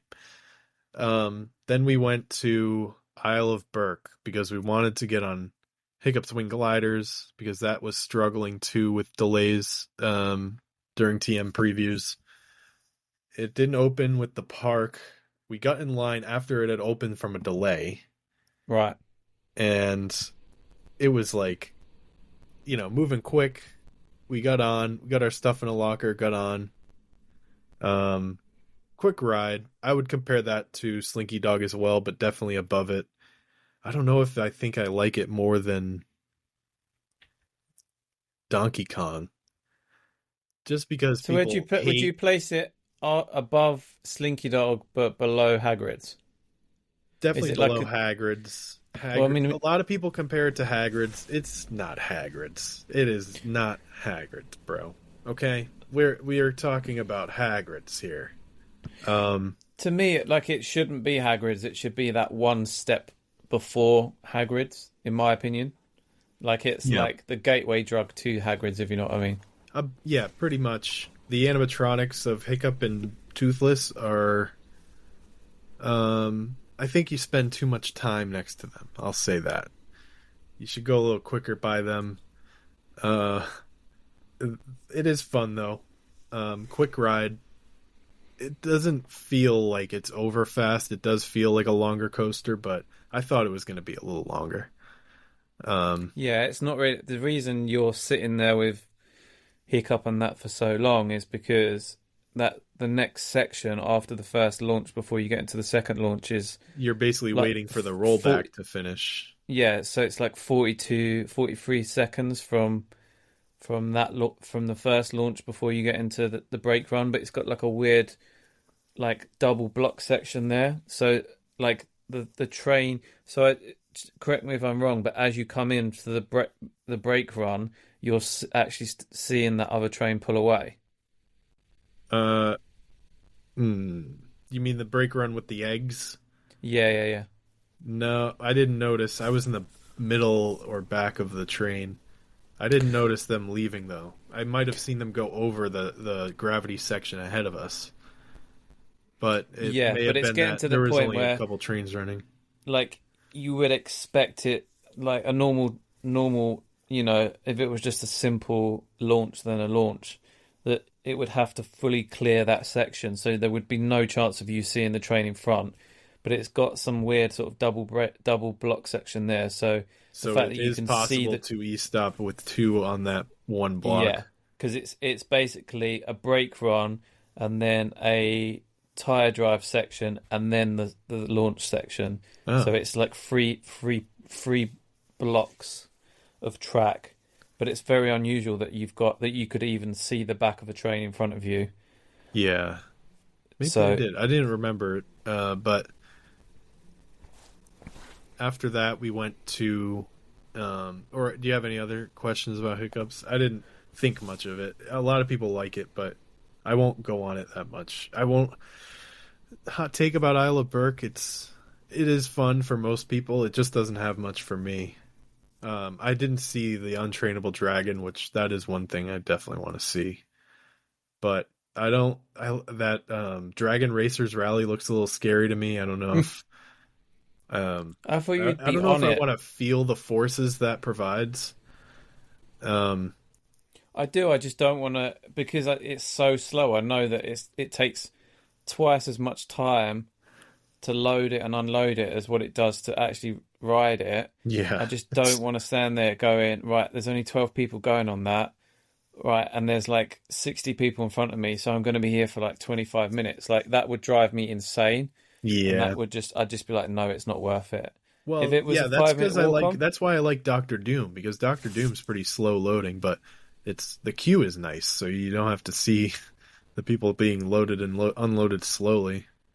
yeah, but it's still relatively because It's a shorter ride. it's not super popular, so it's like it takes a while to load it, but you know you're at the front of the queue being loaded. It's not like at most you've got to wait one cycle before you get on it. Or Yeah. in my experience, I've never waited more than 5 or 10 minutes max, so I don't mind that. But when you're in a queue and you know that it's so slow and there's like, another half an hour at least before your turn, just I can't be asked for that. It's too much effort. And then after we got off Hiccup Swing Gliders, like shortly after, it went down again for several hours.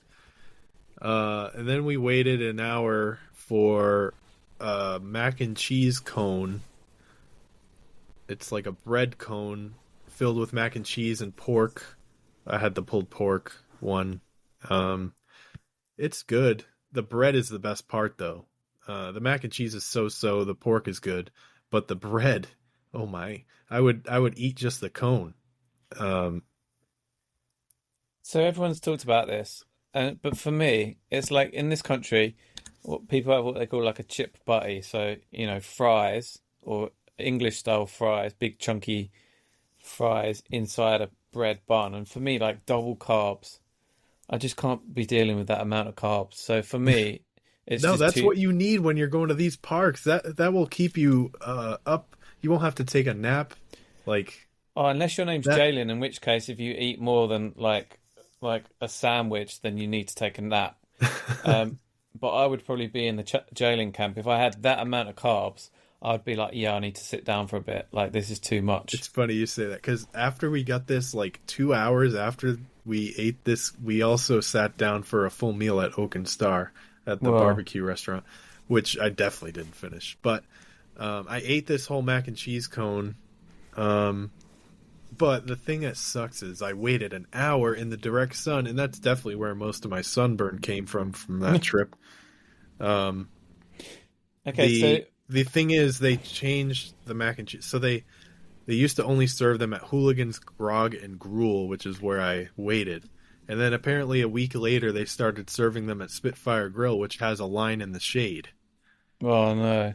Yeah. So can we talk about the shade, right? Because someone who I shall not mention, but someone that we know, even they are at the point where they're basically saying it's ridiculous, the lack of shade. Like, and When these it gets these great big crowded? colourful like things of concrete, look great on aerial photos and Google, but they're not doing anything. So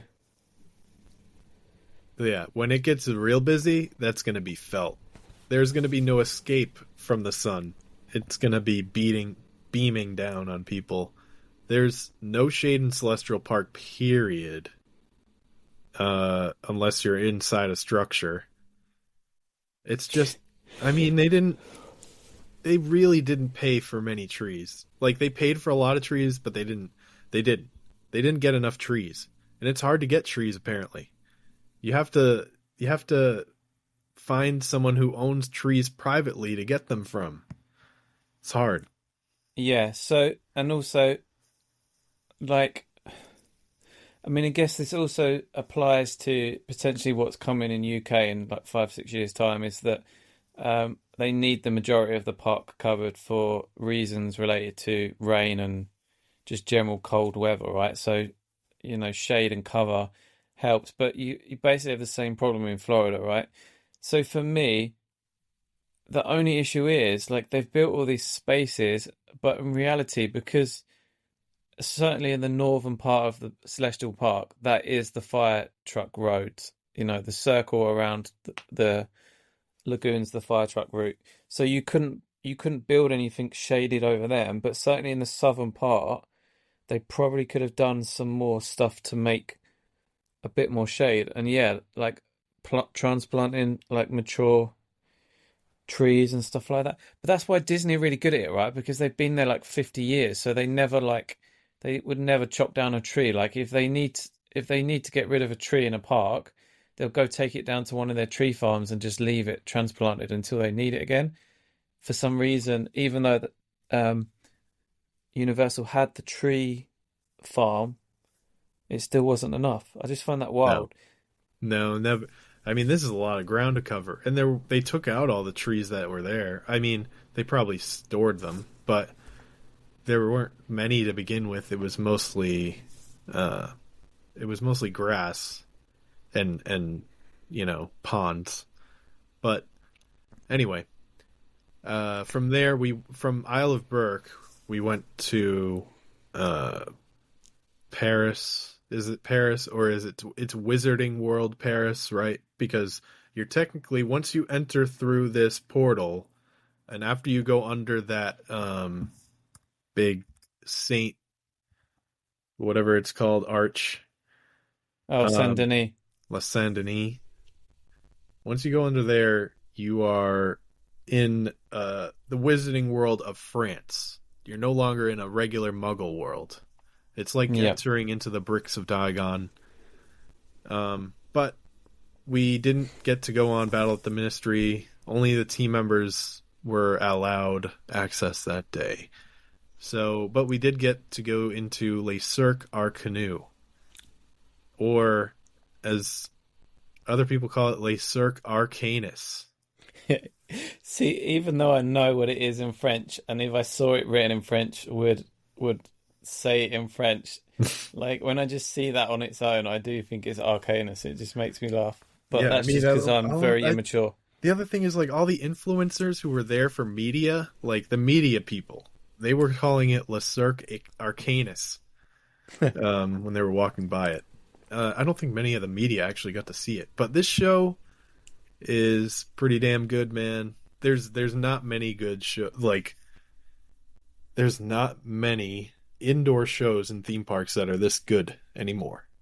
You got Born Stuntacular, but this is I would say at the same quality, if not better, definitely better, I would say, than without giving it away, because I kind of want to be surprised when I finally go on it myself, and I'm sure other people listening feel the same.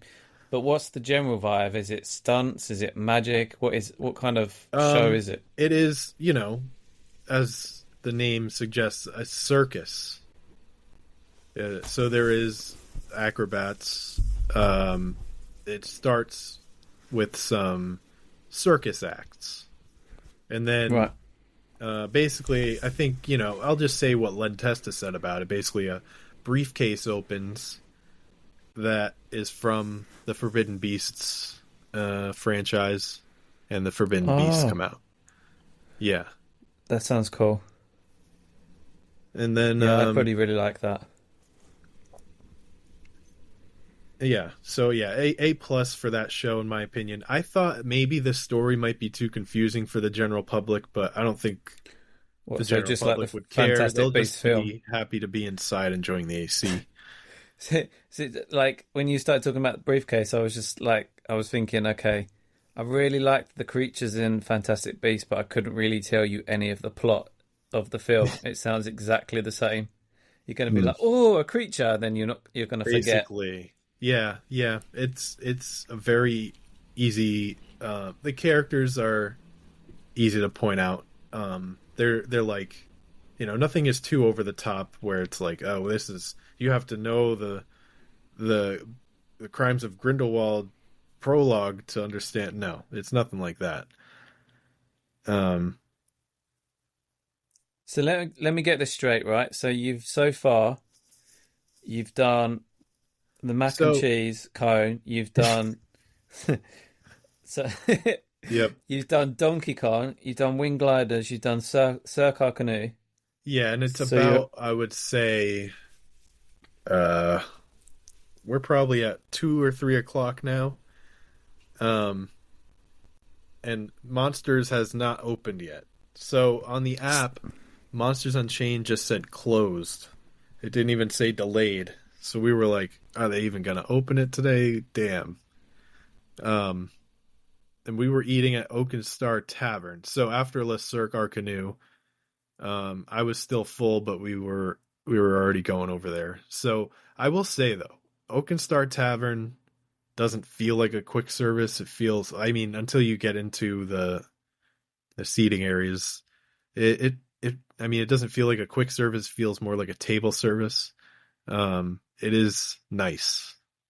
They only allow mobile orders. I don't know if that will change once it opens. Right. But only mobile ordering for food at Oak and Star Tavern. I didn't really look into the menus at other restaurants. I have heard that they are still quite short-staffed across the board with the park. So I'm wondering whether mobile order makes it easier that they don't have to have so many servers taking orders and stuff like that. Right. And they don't have to rely on POS systems working. But yeah. Am I right to... I might be confused, but isn't the plastered owl part of that Oak and Star? Is it all the same place? Plastered Owl, I believe, is inside the Oak and Star Tavern. I didn't explore the inside. It kind of just, because once I forgot to show these pictures from inside Le Cirque, but anyway, yeah, I think you go to the right, and the Plastered Owl is the bar attached to Oak and Star Tavern. I think at Oak and Star Tavern, I got a platter. It had 2 meats, I think a side, maybe 2 sides. I got brisket and smoked sausage. Pretty good. I would say, to the quality of any chain barbecue that you would find in Florida. Very good. For theme parks, it's like Regal Eagle and Epcot, maybe a bit better. Maybe might get worse over time as it's so mass produced, but we'll see. For now, I didn't even finish because I was still full from the mac and cheese cone. And then Monsters Unchained opened while we were eating, so we just had to leave and quickly get out of there. I also bought the souvenir refillable cup. It says opening day, I think, on it. But yeah, got some Coke refills. I didn't know that they were exclusive flavors. I didn't see those, so I just kept getting Powerade. But classic. I would have tried the exclusive. Each portal apparently has its own special flavor inside each land. Okay. The Coke Freestyle machines, which is cool, but didn't try them. We got into the line for Monsters Unchained. I didn't even look at anything inside Darkmoor before getting to the queue for Monsters Unchained. Really, it was such a madhouse in that area as soon as that ride opened, because everyone just beelined for it. The queue filled up immediately as soon as the ride opened because it had been closed all day, which is what will happen and does happen every day anyway for every ride. So how is it then that I saw a tweet yesterday? Someone said, I rode Monsters Unchained 22 times today. How is that possible? Oh, that's so sad. I waited a combined 5 hours in line for this on the day I went, and I only rode it once. And then other days, they are running it nonstop, just not even stopping. Just 15-minute wait all day. You can walk on. It's insane. I don't. It makes me so mad. But at least, hopefully, when I'm there in September, that's how it will be running. The problem is these animatronics. They either keep them on or they don't. I think when it's running and it's at a 15-minute wait and they have an animatronic fault out, they're just like, forget it. We'll fix it tonight. After park close. So this is why we're at the 11th, so we're 11 days out, is that I know they wanted to stress test the park. I know they needed people in the park to be able to do that. But what does surprise me is that they might have been wise to maybe from the 15th have a full 7 days of no guests in the park, just so they can really button down anything like that. And just having 7 days of complete downtime to just make sure everything's buttoned up and ready to go. These animatronics are the only problems with Monsters Unchained, as far as I'm aware. I think the ride is running smoothly, but they really want to get all the animatronics working because there's a lot of them.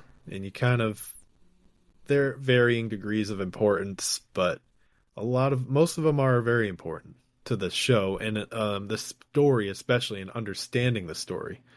I don't really know what's going on when half of them are not working, but anyway, my experience with Monsters Unchained, we enter the queue and it was already brief delay spiels playing. And then the brief delay spiels after about 20 minutes turned into extended delay spiels. And then we just didn't stop hearing the end of extended delay spiels and voluntary evac spiels until the 2-hour mark, which is when we left. We moved through the queue a bit, but only because people kept leaving the line. And then eventually we called it quits. 2 hours. It eventually started running again. I think we would have had to been there for 3 hours, and then we would have been there when it went back up. Do you think if you just stayed in line, you might have clawed a couple of hours back overall from that wait, spending 5 hours waiting for it? Well, yes, but I wouldn't have had saved any park time for myself because we basically got back in line for it 30 minutes before the park closed, I want to say. Or no, right. It would have been... We got back in line for it at 9, or 8:30 or 9. But anyway, if I had stayed in line, I think it went back up. I would have waited a total of 3 hours. And then after that, I would have gone to Stardust Racers, and that probably would have been it anyway for my day. But right. But anyway, so it went down. There was no signs of it coming back up. We left, and then I went to go to Stardust Racers. Our group broke up a little bit. There was people who went other places. We went to Stardust Racers, and it was pretty close to dark. All the lights were on when I rode. I couldn't see the sun, so it was pretty much nighttime when I rode. Yeah. But, man, that is the wildest coaster I've been on. And so, I don't know. The coaster community, they know all these coasters. They've been on it. This thing, if you've only been to Disney parks and Universal parks, you're not ready. You're not ready for this. This thing will give you a heart attack. It is nuts. It is like... I almost passed out halfway through. The first launch, I think Alicia Stella talked about this. It's a huge launch. You feel like you're going 70. You feel like you're going Velocicoaster speed, and then it picks up and like triples that. It feels. It just, it is. I never felt anything like that. See, I was going to talk about it on my trip report in a bit, but Mac's got this reputation of being like all these coaster fanboys are like, oh, Mac launches aren't that good. I'm telling you now, Mac launches for me press all the right buttons, and I don't care if there's a more like forceful launch. It just works. Every Mac launch that I've been on, it just works. So, and it's all about like relative to what you're riding, right? So you might not be doing 70, but if it feels like you're doing 70, they must be doing something right, as far as I'm concerned. Definitely.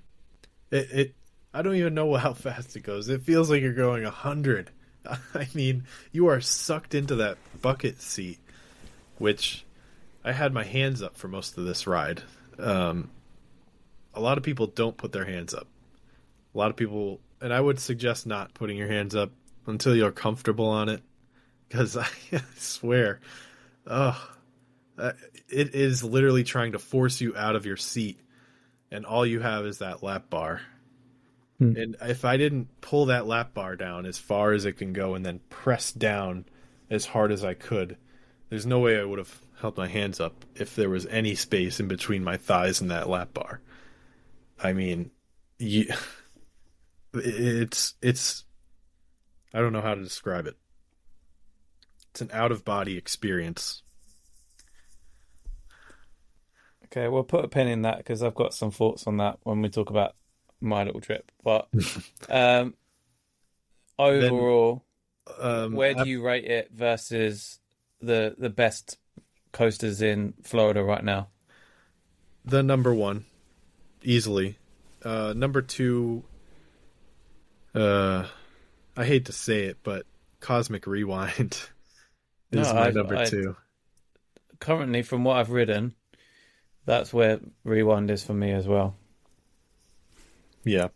I might lose my Disney hate card for saying that, but Stardust is definitely the biggest, best coaster I've been on. But yeah, it's just like being thrashed the whole time. It's if you go on it, if I were to be offered a re-ride where I don't have to get out of the seat, I would refuse, because you need some time to recoup, touch ground, walk it off, and then I would be able to get back on it. But man, definitely, yeah, to me, number one. But I can see people who would enjoy slider coasters hate this because it's so wild and scary. Like the second drop, the big drop, there's a point during that where you're basically like going in the direction of the ground at terminal velocity, it feels. and then the track turns. I can't wait. I know everyone's making a beeline for Donkey Kong or making a beeline for Battle, but for me, it's going to be them two coasters. That's the first thing I'm going to do when I finally get to this park. Yeah, and should be the last thing. Get in line for it like 10 minutes before the park closes so you can get that nighttime experience. Question for you, because it's come up from a few people, but I trust the word of people like Alicia that there was a smell a little bit, but there hasn't been more. No, maybe because it was so late in the day. It was a Saturday, so there's no blue collar work going on. Maybe that was the reason I didn't smell poop. But yeah, I didn't have any of that. I don't know if that's going to be a problem though. I didn't see too many comments about it from previews. I haven't seen many from AP or public previews. So no, I suspect that there's a couple of different chemicals that they can put into the lagoons that will stop the particular chemical element that makes the smell from the sewage processing. I suspect that is the short-term solution. We do know that there's a $42 million budget for upgrade works for the sewage plant and the Sunrail Brightline train station. So I suspect that long term, there's probably some plans to do like, you know, cover the ponds and gas capture and all the rest of it. But there are the other research that we did the past few years is that the wind does change direction quite a bit in Orlando. It's not in this country. It's pretty much a prevailing wind from the same direction, like 10 months of the year. So, whereas Orlando, it's coming from all different directions at all different times of the day and all different times of the year. So it could just be, they've started putting chemicals in since the public started going in there, but also the wind keeps changing anyway. So it could be a double whammy of that. So right. Anyway, we got to keep moving along. We're already an hour in. But after Stardust went back to Monsters Unchained because it reopened. And it was running, but we got back in line. We were definitely in the extended queue, basically in the same spot we started before. So we knew we had a long road ahead of us. And we got all the way through that queue. It was moving pretty slow. We skipped through the pre-show. They skipped us right through it, which makes sense, but dang, would have killed to see that pre-show. And then we got through the lockers close to the platform, and then it went into a brief delay. And then that lasted 45 to 50 minutes, and it was already 10:30 when it had broke down again. So that's not a brief delay. Yeah. So they're already gaslighting you, telling you it's a brief delay. Just be honest with me. I'm thankful they only played brief delay and not extended delay.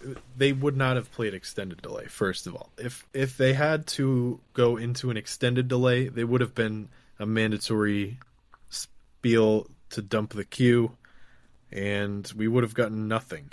We would have just been told you can't get on. But thankfully everyone stayed, mostly. They just needed the team members on the platform, really, and some in the queue. But they stayed until 45. So they stayed until about an hour, 45 minutes to 2 hours past the park close to get everyone through. And I got on the ride after 5 hours of waiting.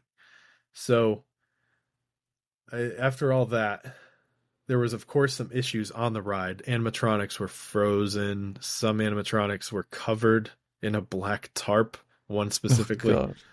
But still, best ride in Orlando. Easily. Better than anything Disney has.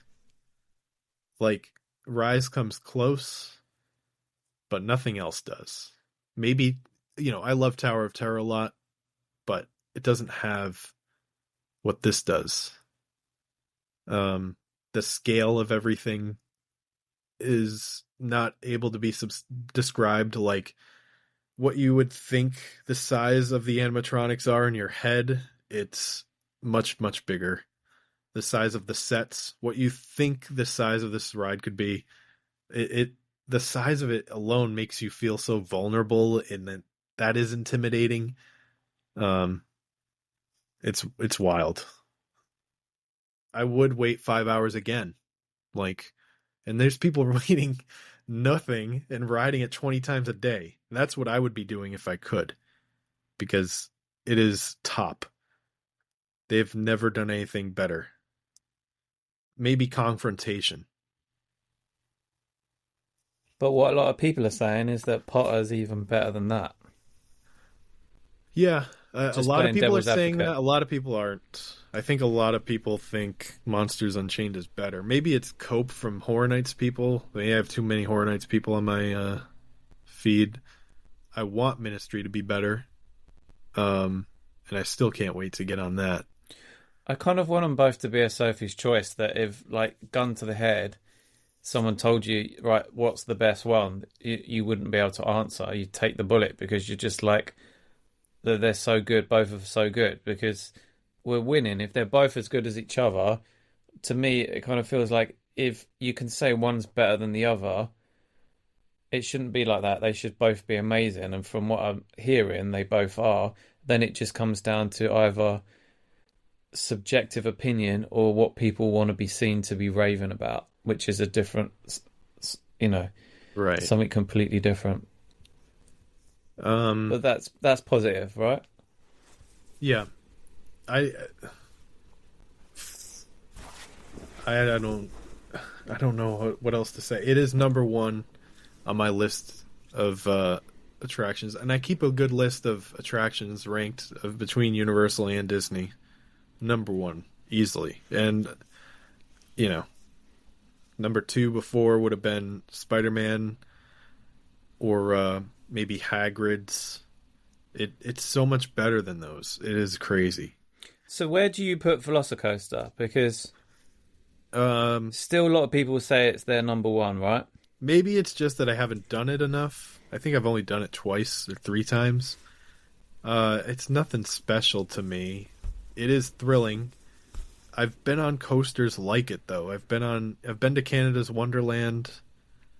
Not coasters like it, but I've been on tall, fast coasters.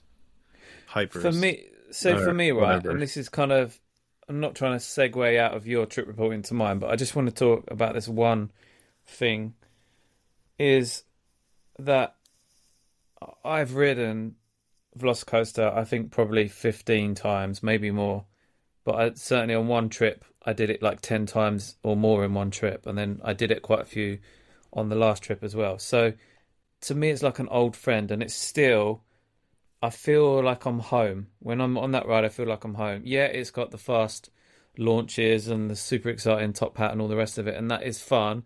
And it's got the stall, but it's just, for me, it's an overall experience. I just feel it's like my happy place, right? However, and it's only because this last trip that I've just come back from, I went on Voltron another 4 times.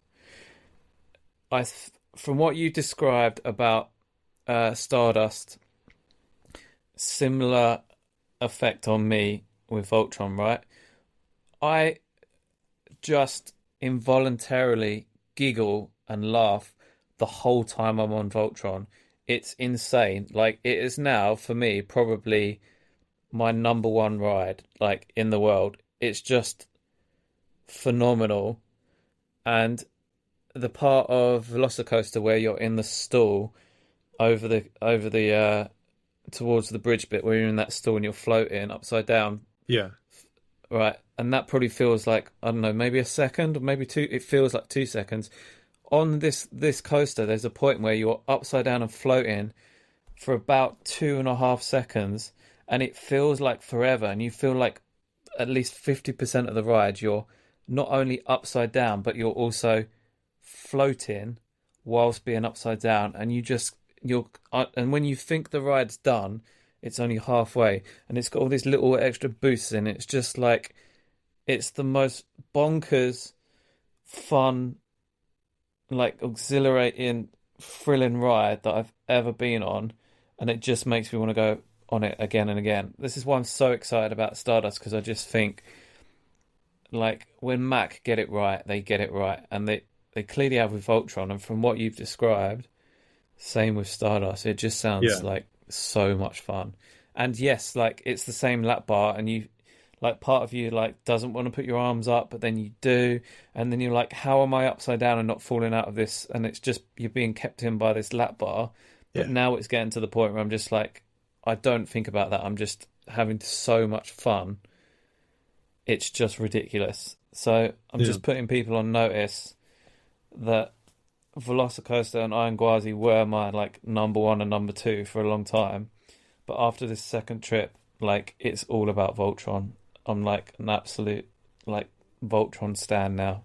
There's no other goat for me right now. Yeah, for me, Velocicoaster isn't my type of ride, but I I like Hagrid's more overall. Hagrid's feels like home to me, just because I worked there for 6 months leading up to the opening, and it was all to myself. But I get the it, but to me, it's a the vibe. Hagrid is a vibe, isn't it? And yeah, like, and I know all the I know the whole the soundtrack by heart. Um I know the vehicles, like where they should be at when. I know what. It was the best. Hagrid's was so fun to work. Um, but only if you're a controls operator, not if you're, uh, you know, out in Sinbad's, uh, with the virtual queue. But anyway, back to the trip report. I think, unless you wanted to cover anything else from yours, I just wanted to fly through my Disney days.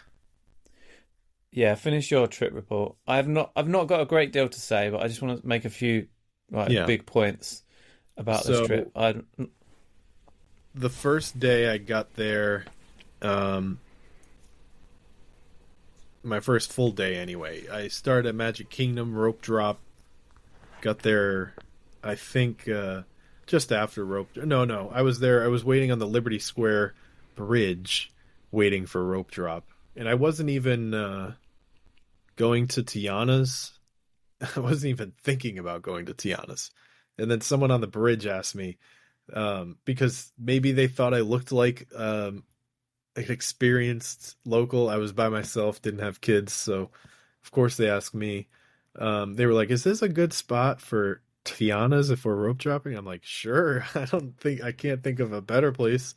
yeah. Maybe the Adventureland Bridge, in hindsight, might get you there quicker. But I just went to Haunted Mansion first, and then I noticed after I got off Haunted Mansion that Tiana's was a 15-minute wait, and it stayed that for most of the morning until like 10 or 11. But anyway, back to Haunted Mansion, which I rope dropped. That Hatbox Ghost animatronic. I'm sorry. No, I'm not. I'm not sorry. It shouldn't be there. And I don't even think most people notice it because it's so out of place. Like, it looks like for one, you go by it so quick. I did get to see the full effect, but it happened in front of me. But um, it just looks like they plopped him down there, and then I don't know. Can they spend no money? Like they obviously spent money on the animatronic, but can they spend no money on like making it a full scene? Maybe. I don't know. That part When did that sucks. get installed? Because I'm trying to remember I think whether it was last year or the year before, it was like the ride went down. Did it go down? Maybe not. There was like um some camouflage covering that section for a while, and then one day the Hatbox Ghost was there, and I it's in the feel wrong like I've part. Not to seen it. mention the fact that the whole thing with the ride story being that you're not supposed to see any apparitions until Madame Leota's seance, yada yada yada. Um, and he just appears because who cares? I don't. Why even put it in there? I don't know, for marketing, money for merch. Anyway, I'm rambling. Tiana's first time on that. Um, Definitely better than Splash Mountain. An improvement in all areas because Splash Mountain was horribly broken. All of the animatronics were like limping along. Most parts didn't work. The I don't know. Splash Mountain was just sad compared to this, and this is a happy ride. Okay? Improved. We improved Splash Mountain, guys. You're welcome. Next, going on, we went on It's a Small World. I say we, I was by myself. It's a Small World. You and Just all your because small friends. I had purchased Lightning Lane, by the way, and I had to get through. I was thinking about just tapping my magic band at the entrance and then walking away, but I felt bad for the cast member, so I went in. It's a small world. Definitely needs something. A bulldozer. It needs a fucking bulldozer. No, I need to kill this Mary ride. Blair. I don't care. There's some effects that, I mean, a lot of the effects were working that weren't before when I rode, but I wouldn't be mad if they added the Groot. Well, they can't. Maybe they can. I don't know. They can't because of the Universal. But I remember I've done this ride once, and I remember texting Chris straight after, and I'm like, I've just done Small World, never again. Like literally never again. It's like fun. It's like something you have to do. It's a chore, but you like it. Then from there went to People Mover, then Space Mountain, then I was all over this park. Went to Pirates from there, and this was all before 11 o'clock. it sounds like you're well on track for my kind of Magic Kingdom day, which finishes by 1 o'clock. Yeah, I got on Haunted Mansion, Tiana's Small World, People Mover, Space, Pirates before 11 and was at Epcot by 11:15. So you didn't bother with Tron then? Not yet. I didn't, because the problem with Tron, and this is every day, Magic Kingdom has early park entry, I think at 7:30, and all the hotel guests go straight to Tron. So by the time the park opens for non-hotel guests, it's already at an hour. And if I'm going to wait an hour, I would prefer it to be at night. But yeah. Then I went to Pirates, didn't wait long for that. Everything I went on pretty much was a walk-on. I did have a lightning lane for Space Mountain. I had cheeseburger egg rolls in Adventureland. That was the first thing I ate on the trip. I don't know if you're familiar. Why you laugh? Cheeseburger egg rolls, or spring rolls, I should say. They've got beef, cheese. They have relish, which you really taste the relish, and comes with like a Thousand Island dip or something. I'm just laughing because I imagine you literally being the only person buying these at like it was 9 in the morning, and, no, and there was just getting weird looks for like, why are you having these so early? You can't. It was like 10 by now, but I had a water and cheeseburger egg rolls. There was somebody leaving the stand when I walked up, and then someone walked in behind me after I left. So okay, so all three of you ate well that morning. I didn't have to wait though. And if you eat cheeseburger egg rolls at 1 or 2, you'll be waiting in a 30-minute queue. Yeah, so Pirates, when you have to think ahead. From Pirates, I didn't do anything else. I just wasted a bunch of time, and I walked around from Pirates through Liberty Square, through Fantasyland, around the castle, to Storybook Circus, and then around the long path leading from Storybook Circus under Tron. I don't know why I walked all the way around the whole park for no reason, but that added to the 40,000 step total that I got that day. Went to Epcot, Living with the Land first. I stopped in the pin trader shop. I had to buy pins for a coworker. I mostly just walked around Epcot. I didn't go on much. Living with the Land, Spaceship Earth, and then Soarin'. But I mostly just walked around. I was waiting for Frozen Fast Pass later, which I did, and then a Remy's Ratatouille Adventure Fast Pass, which I did. I keep calling them Fast Passes. I'm never going to be able to call it Lightning Lane. Stick with Fast Pass. Everyone knows what you're talking about. So why didn't you? When did you ride Rewind, or what's the deal with that? Because you haven't even talked about that. I was about to go there. After I went on Ratatouille, had to walk all the way to the front of Epcot, and I was like around Connections Cafe area, and I was like, let me just check the wait time or see if it's actually open. Nope, it's delayed, and I couldn't use my Lightning Lane for Guardians. It gave me a multi-experience, which I wasn't going to use on anything else because I wanted to ride Guardians. And then the ride didn't reopen for the rest of the night. So I left Epcot. Fuck. And I spent $20 on the single pass for the Guardians and didn't get to go on it. Oh, this is just like yeah, it's $19 for one Lightning Lane entry on Guardians. worst day ever. Like, And then I thought what you've just described, you've got on these extra things that I pretty much wouldn't go on unless they were a walk on. But once I do Epcot, I go on Rewind, and then I'm just like, what do I do with my life now? Like, and just end up wandering around Epcot, day drinking. yeah, And at the time when I wasn't I went, drinking at all, but I just wandered Epcot too. I didn't do much. no, but obviously the last time I went, the only way you could get on it is Yeah, getting the 7 early a.m. morning. Lightning Lane, Yeah, and then virtual line. maybe if there's a virtual line at 7 a.m. and then maybe if you can get a Lightning Lane to get a second ride on it. But yeah, I was going there like waiting around for my virtual queue, and then once I got off it, was just wandering around aimlessly, not really doing anything, day drinking and maybe going on something chill like Living with the Land, and that's it. Yeah. So if you took that Guardians experience away from the day, I'm back to my Epcot hate.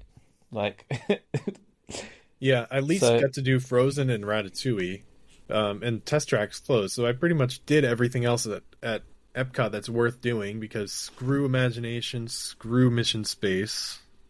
Am I forgetting anything? Oh, I don't know if this was Saturday or Sunday, or no, Friday or Sunday. At one point, I had a Lightning Lane multipass for The Seas with Nemo and Friends. It said it was a posted 10-minute wait. It might have even been a 5-minute posted wait. I walk in that Lightning Lane queue. The entire indoor section is full. Like, up to the doorway, the automatic door you slide in. You know that beach section with, like, the lifeguard tower?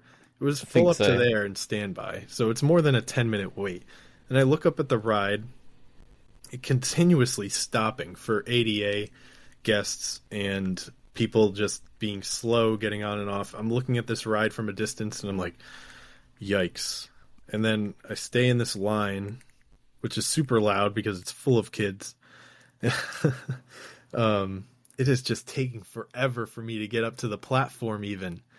And I'm like waiting now 10 minutes in the Lightning Lane line, 15 even. And then I just get up to the front, and before I get on, like 5 people in front of me, another wheelchair has to get on. And once it starts back up, I just tell the guest, can I just skip through to the aquarium? And I just left. I was like, I'm not even going to get on this, because I could not deal with how long it was taking for me to get on. It would have taken me even longer to get off, because the ride would have stopped a few times while I was on it. I was not ready to deal with that. So wasted a Lightning Lane there. But there was many times where I just used the Lightning Lanes to make future ones. So that morning I had gone, my first Lightning Lane was for Philhar Magic. So that's why I was lined up at Liberty Square, actually. I rope dropped, went straight to Philhar Magic, tapped my Magic Band, and then walked to Haunted Mansion. Just so I could make a Lightning Lane for Frozen that day later. Right, yeah. I got the Frozen. So that's the strategy. Just make Lightning Lanes that you're going to waste so you can spend them on more important rides later that you're going to go to. But yeah. Then that night that was the night that Stolen Kingdom premiered at the Florida Film Festival. I didn't go, but because it was sold out. But Jalen went, and then I hung out with Jalen at the Wilderness Lodge. This was the first time I've ever been to Wilderness Lodge in my life. At night, it was pretty cool. I went to Geyser Point. Have you ever been there? Let me think. Wilderness Lodge. Yeah, Jalen took me there. We did hang out there. I That's think. his favorite spot, I guess. Yeah, he takes all his dates there. What can I say? Well, then no wonder the I hope looks he I bought was you a getting. drink and dinner. Do what? I said no wonder the looks I was getting Yeah. from You're the like, oh, guys. Jalen's got another guy. Another guy. Um, what I was um, going to say, no, to be fair to Jalen, in his defense, he took me to the spots that I pretty much would not have bothered going to they had alone. some great stuff. I don't drink much anymore, but the food was pretty damn good. But he also took me to the bar at Animal Kingdom Lodge. Is it Ooh, like the bar next I've to never been what's there the either. what's the main sit down restaurant? Is it Sanaa? There's Sanaa or Jico or Boma. Chico, whatever, the bar next to that. We chilled there, and honestly, that is a vibe, and the cocktails we had were great. Like, so I would go back there, but yeah, no, he took me Yeah. to all the Oh, cool spots like that. I So walked and then he showed me like the DVC expansion, which has a lobby that has some cool stuff. Very cool. Thanks, Jalen. I want to stay at Wilderness Lodge now. Geyser Point is so nice. I would chill there all the time too. But anyway, let's skip now to Sunday. We're running short here on time. What do we got? What do we got? Rope dropped. Animal Kingdom. I definitely wanted to get my last rides on Dinosaur and Muppet Vision on this day. Went to Navi River Journey first because it was only like a 15-minute wait. I knew it was going to be short because everyone goes to Flight of Passage. And then they get in line for Navi, but Navi moves pretty quick. Navi is Navi. I saw B mode, which is unfortunate. yeah, that's not fun. Yeah, basically lamest ride ever when that happens. Everest, still Everest. Actually, Everest is pretty rough. If you want to talk about rough coasters, that thing is rough, and bumpy and showing its age. That's gonna have to be retracked soon. I kind of felt like that last year when I went on it. That It is it teeth was rattling. there was a couple of days where I had some like migraines, and it was really like jarring the migraine like quite They a might bit. have So to redo the trains. Maybe they'll try doing that first. Get some more comfortable seats because somebody's gonna have a spinal injury soon. I think it's the track needs to be swapped out, right? That's going to Yeah, be the main culprit because you can change wheels and bearings and axles and stuff on trains quite easily, but if the track's all bent out of shape, it's not going to make much difference, is it? yeah. So that dinosaur. It's sad to see go, but I'm excited for Indiana Jones. I'm high on Indiana Jones lately. Um, I hope Travis is the name Travis Baker. No, I hope whoever does the voice of Indiana Jones in the video game should do the voice of him on the ride because he's great. Um, Dinosaur was good for its time. It's an amazing sci-fi uh, story for a theme park. They had to throw in the IP from the movie, which hurt it a little bit, in my opinion, when it comes to a cohesive story. But as time went on, they toned it down. The sounds, the effects, everything got toned down. And now it's not so great. I would say most of the animatronics were working well, but they still look so goofy after all this time. The dinosaurs do not look right. Okay, it's just, let's face it. I hate this ride. To me, I will give it its due justice, but it's time to go. Sorry, time to go. yeah, no, to me it's just a horrible dark mess with crappy dinosaurs. Like it's just not good. Like And yeah, I liked it better when it was loud and overwhelming. At least then you felt something. I've ridden it yeah, too many times. the only That's the times problem. in recent years I've gone on that is when I've been with other people. I wouldn't volunteer to go on my own on it. I really wouldn't. It's just not for me. Got a lot of pictures of the queue. The queue is nice. I'm gonna miss it. Moving on to Muppet Vision. I don't think I can say anything that other people haven't said. It should be kept somehow, which they announced they're going to be archiving it, which I have takes about that too, but at least they're doing that. Yeah, it's just a I staple of this park. This park's identity is completely erased. I don't even know why it's called Hollywood Studios anymore. They should call it Adventure World. Might as well. I think that it will. I think it'll be back in some form. Maybe not for a couple of years. Maybe once they open Villains Land. Can you guess where I ate lunch after this? Pizza Rizzo. Indeed. I had a little disc of cheese and sauce and pepperoni. You know the ironic thing is, I tweeted about it earlier. So from the concept art, it's the merch shop that you go through or whatever after Muppets, and then one little building at the back. But for the most part, the ironic thing is that the Muppets theatre is going to be untouched, and the Pizza Rizzo building is untouched. So there's a good chance that you'll be going back to Pizza Rizzo, probably eating the same food because they're not going to swap the kitchen out. I was thinking but that too. Having a different name, but it'll still be pizza. But Mama Melrose different, right? Because they'll probably demolish that building because they have to make that blocks the facade. I think the Italian restaurant. There's one building. It's a section. I don't know how much of. If you are, They got to build Harryhausen's. I'll try and find it now. But basically,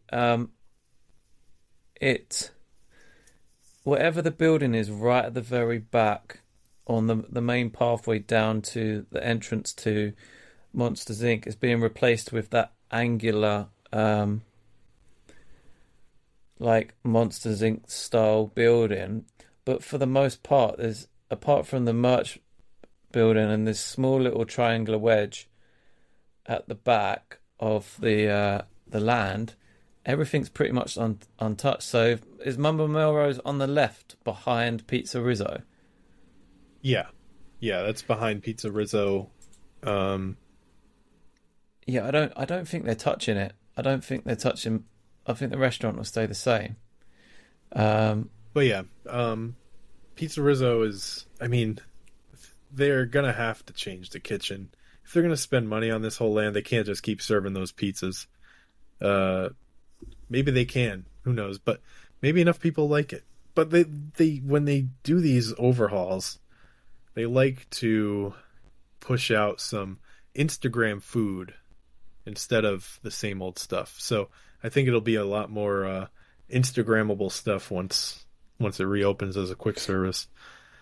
Yeah, so I just think that bit that they're probably demolishing or even just rebuilding and reshaping or whatever. Yeah, it's going to be all themed to monsters. But it'd be interesting to see what they put in to the Muppets Theatre.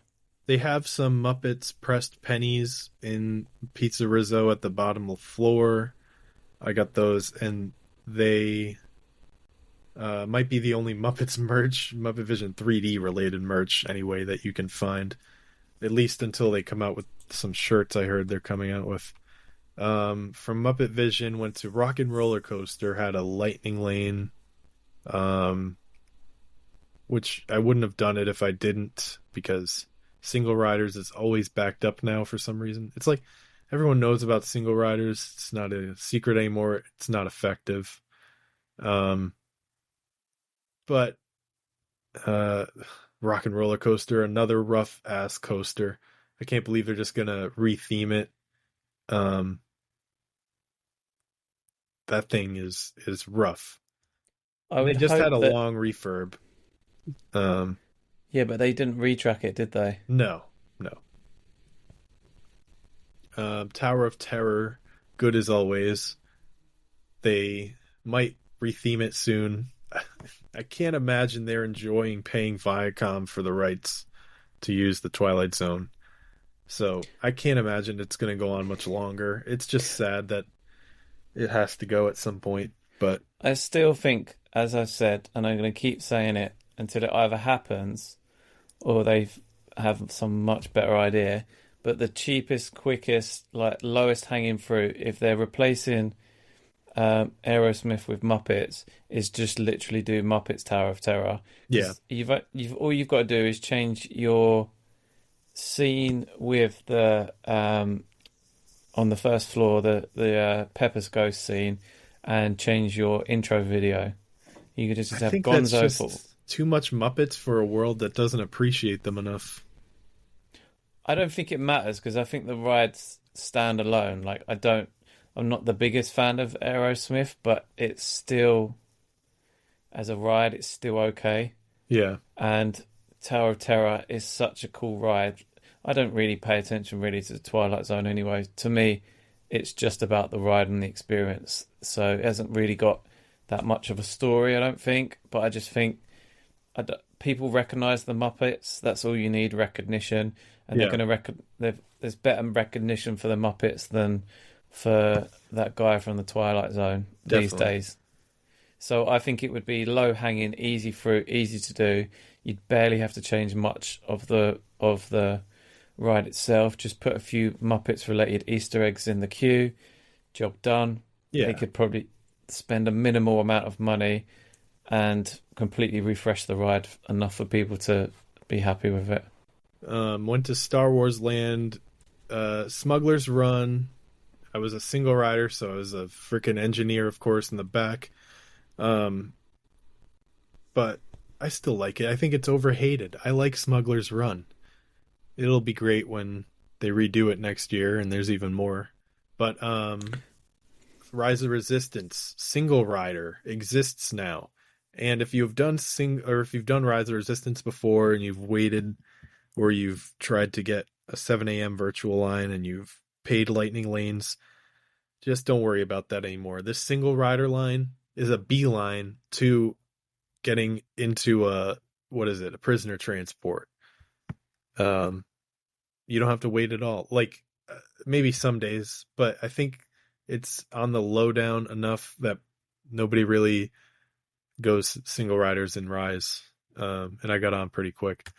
Star Tours, they're back to doing random scenes instead of the same ones from Ahsoka or whatever.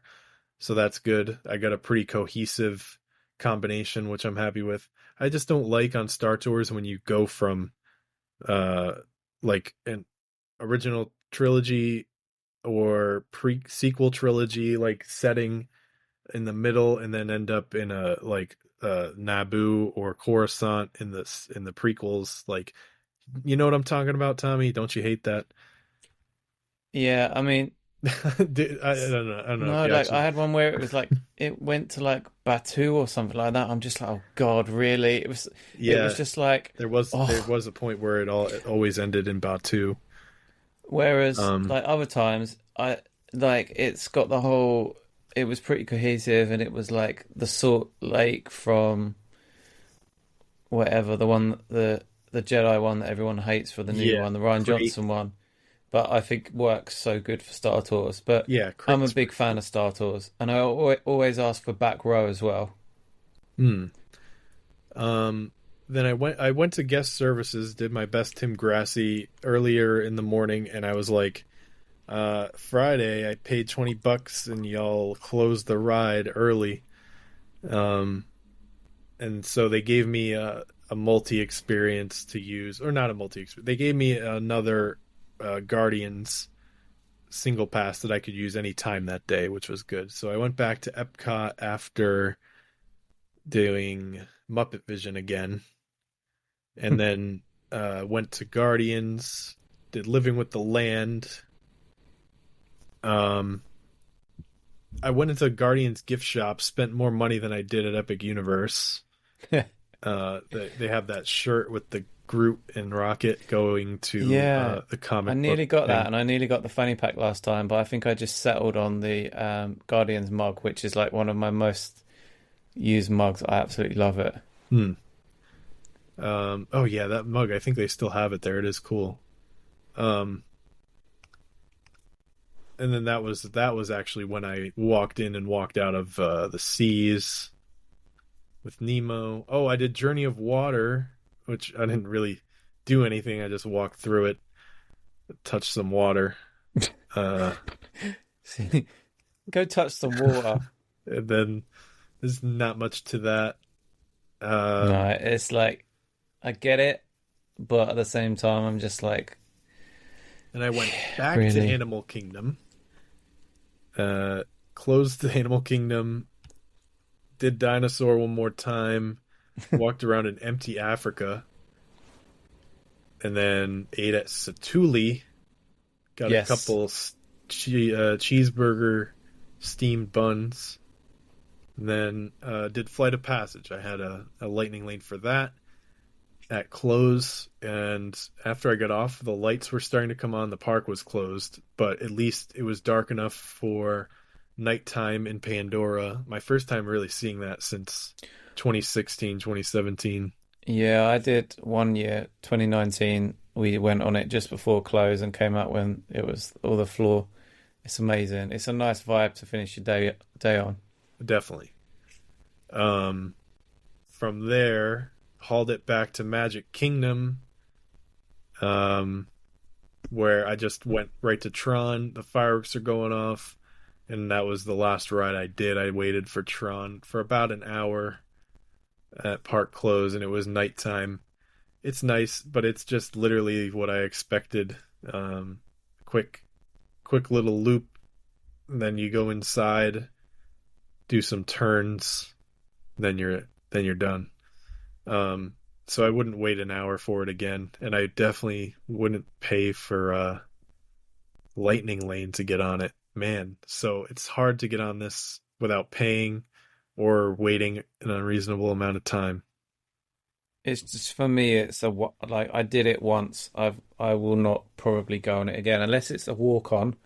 If it's a 5 or 10 minute walk on, then I'll do it. But Yeah. apart from that, I Same. don't need this ride in my life. Like there's so many high quality roller coasters in Orlando.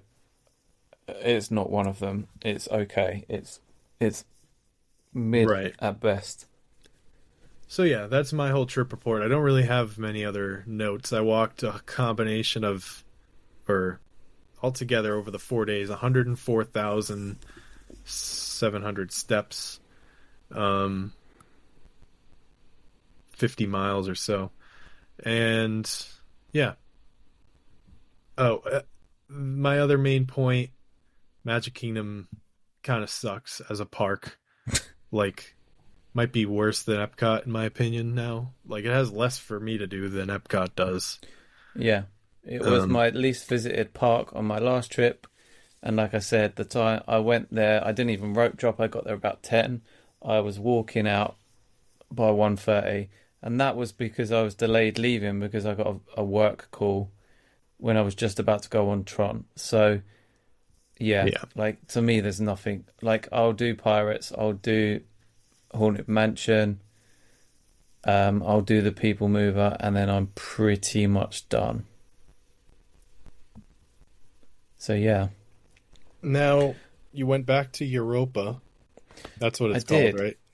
Yeah. Bear in mind that last time, I was really at a point in my life where I was in burnout from work. So I went there to try and get a bit of rest. But really what happened last time is that my exhaustion kind of caught up with me. The first day I got there, I had about 2 hours in the park and the weather was glorious. And then the next 2 days after that, the weather was terrible. And I had a ridiculous migraine, and just didn't have the best experience. But I still enjoyed it. I still loved it. And I loved, at the time, the Halloween theming. It was great. So this time I actually went with a friend from Orlando who works for one of the parks, or works for one of the operators, I should say. So for me, I was super excited. For him, it was his first time here. I was super excited to get his take on it, on because he's been working in this industry for quite a long time. So it was super interesting to get his take on stuff. Okay, so just to give you a bit of background, right? The Magic Kingdom and Europa Park are about the same capacity, about the same size. But at Magic Kingdom, you've got 5 lands, okay? Europa Park, you have, and I know this because I told it up, 19 different lands, okay? All the different countries, plus one land called Adventureland, Grimm's Enchanted Forest, one that's themed to the movies Arthur, the Luc Besson movies. And just pound for pound, there is so many more rides in this park. Like, I went this time round, and me and John, we did everything, absolutely everything we could. And then when I sat down trying to work out what rides I'd done and what rides they've got at the park, it turns out there was 2 or 3 other rides that we didn't go on because there's so many rides. So they've got like 10 e-tickets in this park. Voltron is my number one. So the first night I got there, I made a beeline for it. It was the first thing I did. I regretted only going on it a few times on my last trip. So I made a point of going on it first. It's so good. It's so good. I don't want to like rediscuss what I already told you about, but it's so good. Then I went on Bluefire, which is an amazing launch roller coaster. Like, you can tell, and if anyone's following me on Instagram, I put a reel up yesterday with plenty of clips from this ride.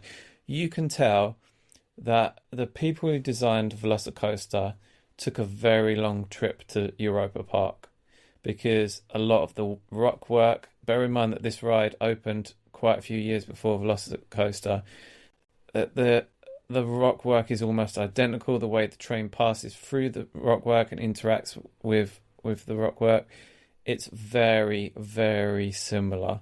The launch is amazing. It's just such a good, amazing ride. There's a like a mosasaur type roll at the end of the ride. It's just so fun. And it's like, when John went on it for the first time, he went on it before Voltron, and he was like, yeah, that's my favourite so far. So we did that quite a few times. Silver Star's an amazing B&M hypercoaster, not as good as Mako, but it's got like an amazing back half. This park has got an amazing wooden coaster, Woodan. It's a lot of people rate it. It's super, super, super fun. And then we get into the Disney stuff, right? So I did mention it a little bit on my last trip report, but they've got Pirates of the Caribbean ripoff, which is amazing. It's more like Na'vi, to be honest with you. And then they've got Volaterium, which is their version of Soarin', which is really, really, really good. They've obviously got an Epcot ball, but their Epcot ball has got a roller coaster inside it, and it's super fun indoor roller coaster. They've got a water coaster that's like the one, it's the same one as SeaWorld. You know, the Journey actual, to Atlantis. Yeah, it's not the same ride. It's a different ride, as in the layout. Yeah, but it's the same design, right? So I went on it with John, and then John needed to leave the queue for a minute, but then got stuck and couldn't come back in to find me. So I'm basically left in this queue on my own, doing this walk coaster. And I was only really doing it because he wanted to do it. And I was like, I'll go on it if you want to go on it. But if I was there on my own, I wouldn't rush to it. Bear in mind, the weather's pretty nice. It's like 25 degrees C, so I don't know what that is. That's like low 70s. Yeah, low 70s. It was nice. It was a nice warm day. So I'm not too worried about getting wet. If I get wet, it's fine. It was warm enough, I would dry. I've got on this ride, okay? You pull out of the station, and then immediately you go through this little like flat section, and it's just one of these like water cannons just shoots up into the air and manages to completely come down on top of everyone on the ride.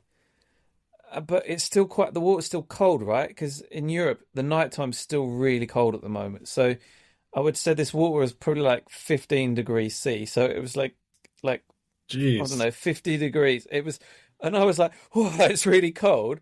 So I'm like, oh my God, right, I'm going to be freezing when I get off this ride. But no, I went on this coaster. It was a great little coaster. It's got two little drops into the water.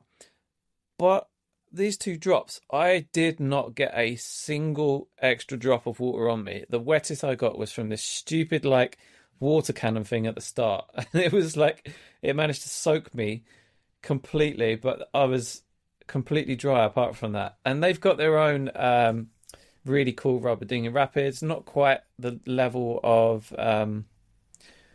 Popeyes, but still pretty good. What else have they got? They've got a couple of, they've got like a shoot the shoot. Like, we didn't go on that. There was plenty of stuff I didn't go on. But here's the thing, right? And I didn't realize this trip. But they've also got their own version of Haunted Mansion, Medici's Castella or something like that. It's pretty cool. Not on the same level as Haunted Mansion, but pretty cool. They've got a brand new ride. Like, it's a Grand Prix adventure. It didn't really make sense because it was kind of like Midway Mania. You're shooting things, but it's also supposed to be like car racing related.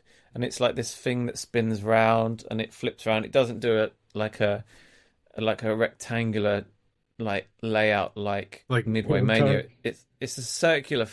I couldn't work it out. It's like a circular thing, but then it flips back and forth.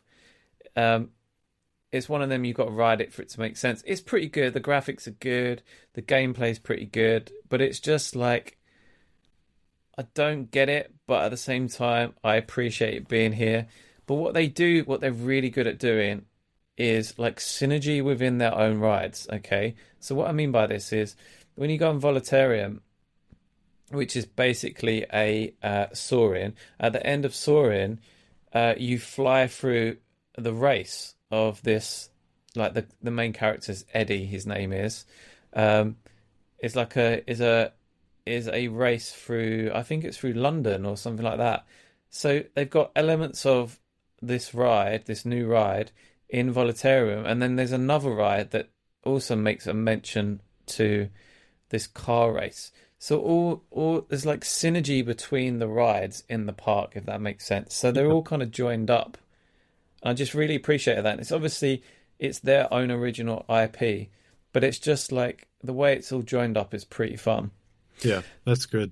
But look, I just want to talk about this, right? So I've been doing this more for my work with USGB stuff, but so far, if you compare to Magic Kingdom, so Magic Kingdom has got 6 e-tickets. As I said to you, Europa Park has got 10. Okay, it's pretty much pound for pound on your D tickets. So like your Seven Dwarf Mine Train, your Tomorrowland Speedway, etc. Okay, so similar number, 10 D tickets. Okay, they've got loads of dark rides, loads and loads of dark rides of all different sizes. C tickets, they've got twice as many, and they've got I've got it noted down as puppet boat ride. I can't think what that is, but they've got this like cute little kiddies like dinosaur where it's really weird, but it's really fun. Where like this dinosaur's doing laundry and stuff like that. It's like this little like omni-mover thing. And they've got this other little one that you could walk past and completely miss it. It's just a doorway on your way to somewhere else, and you go down. It's this little, it's called Snorritorian.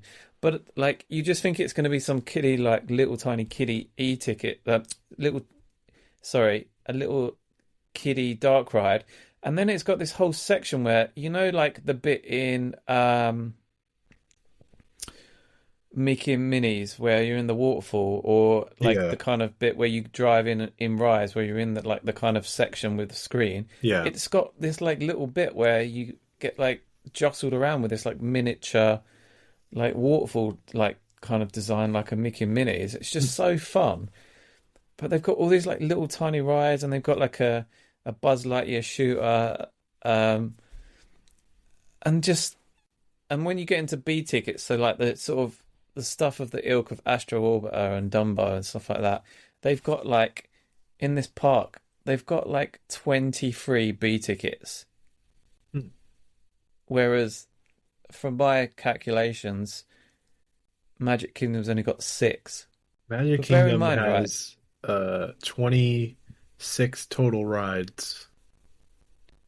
What's that? Sorry, where's this? Magic Kingdom, 26 total rides. Okay, so from my total, if you exclude things like the railway, the monorail, and the mini rail, so you've got 23 B tickets, you've got 8, that's 31.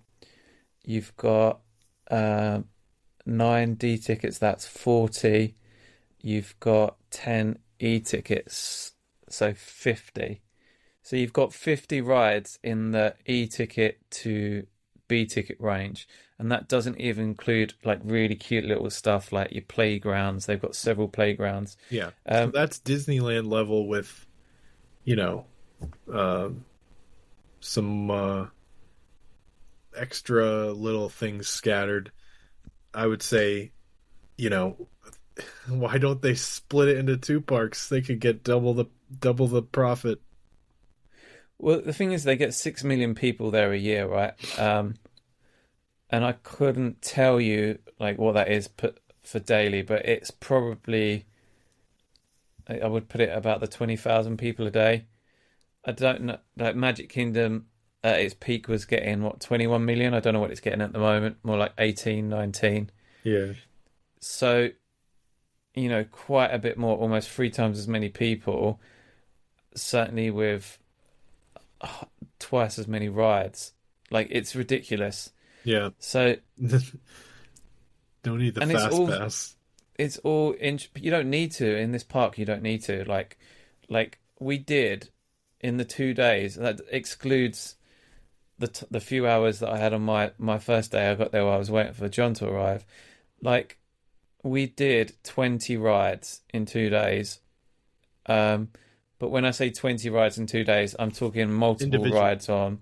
Yeah. Yeah, 20 individual rides we went and on them all attractions. multiple times. Yeah, we like me and him. We went on Voltron like 3 times. We went on Blue Fire like twice. You know, we did all the weird sort of. They've got like the toboggan stuff. You know, the old school. They invented the toboggan roller coaster. Their version of a Wild Mouse, which was pretty crazy. Arthur, which is that powered coaster that they've got that goes indoors. And that was pretty much what I was saying on the last podcast when we was talking about Monsters Inc. Like, it's exactly how I remembered, that same kind of height, like the coasters above the area. It's just like there's so much to do in this park. So yeah, I would say anybody make Europa like if you're thinking about doing a trip to Europe, and a lot of people are, because a lot of people don't want to go to the States at the moment. If you're thinking about going to Europe, make Europa your priority. It is quite awkward in terms of getting there. Like, unless you're driving from some other place, it's hard to get a car because most people in Europe can't go by public transport. So I have to fly into Basel in Switzerland and France and then get a bus, then get a train. But it only takes about 2.5 hours from start to finish, from landing at the airport to getting into the town of Rust. There's not many hotels. There's lots of 4-star hotels for the park, which have got a crazy occupancy rate of like 97%, which I think is way more than Disney's. And they're obviously European accommodations, right? So I don't know. From what I've heard, there's like no AC, right? Oh, there's AC in a 4-star hotel, you'll get AC. In a 3-star hotel, you'll get AC. Yeah. But you've got to remember, this is a small town. It's like a village. Okay, it's a village that wraps around the perimeter of a gigantic theme park. So if you literally imagine the ring road around Magic Kingdom being a town or being a village, and there's some restaurants in the town, but not loads. There's a lot of like guest houses, not really Airbnb, but Airbnb type accommodation.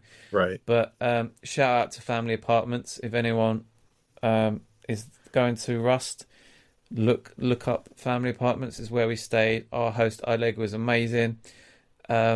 there's lots of amazing like accommodations that are pretty reasonably priced. I think we paid €600 for 3 nights for a two-bedroom apartment with kitchen, really nice. We could have paid extra for AC. We didn't need it.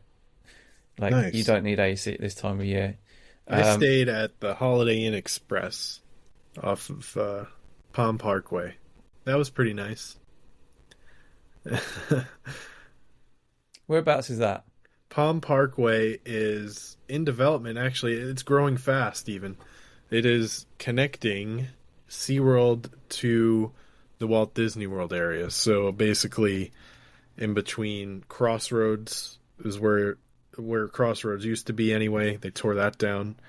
You turn right, and then it's basically the road that leads to SeaWorld from Disney. You can keep going down Palm Parkway, and it turns into Turkey Lake Road.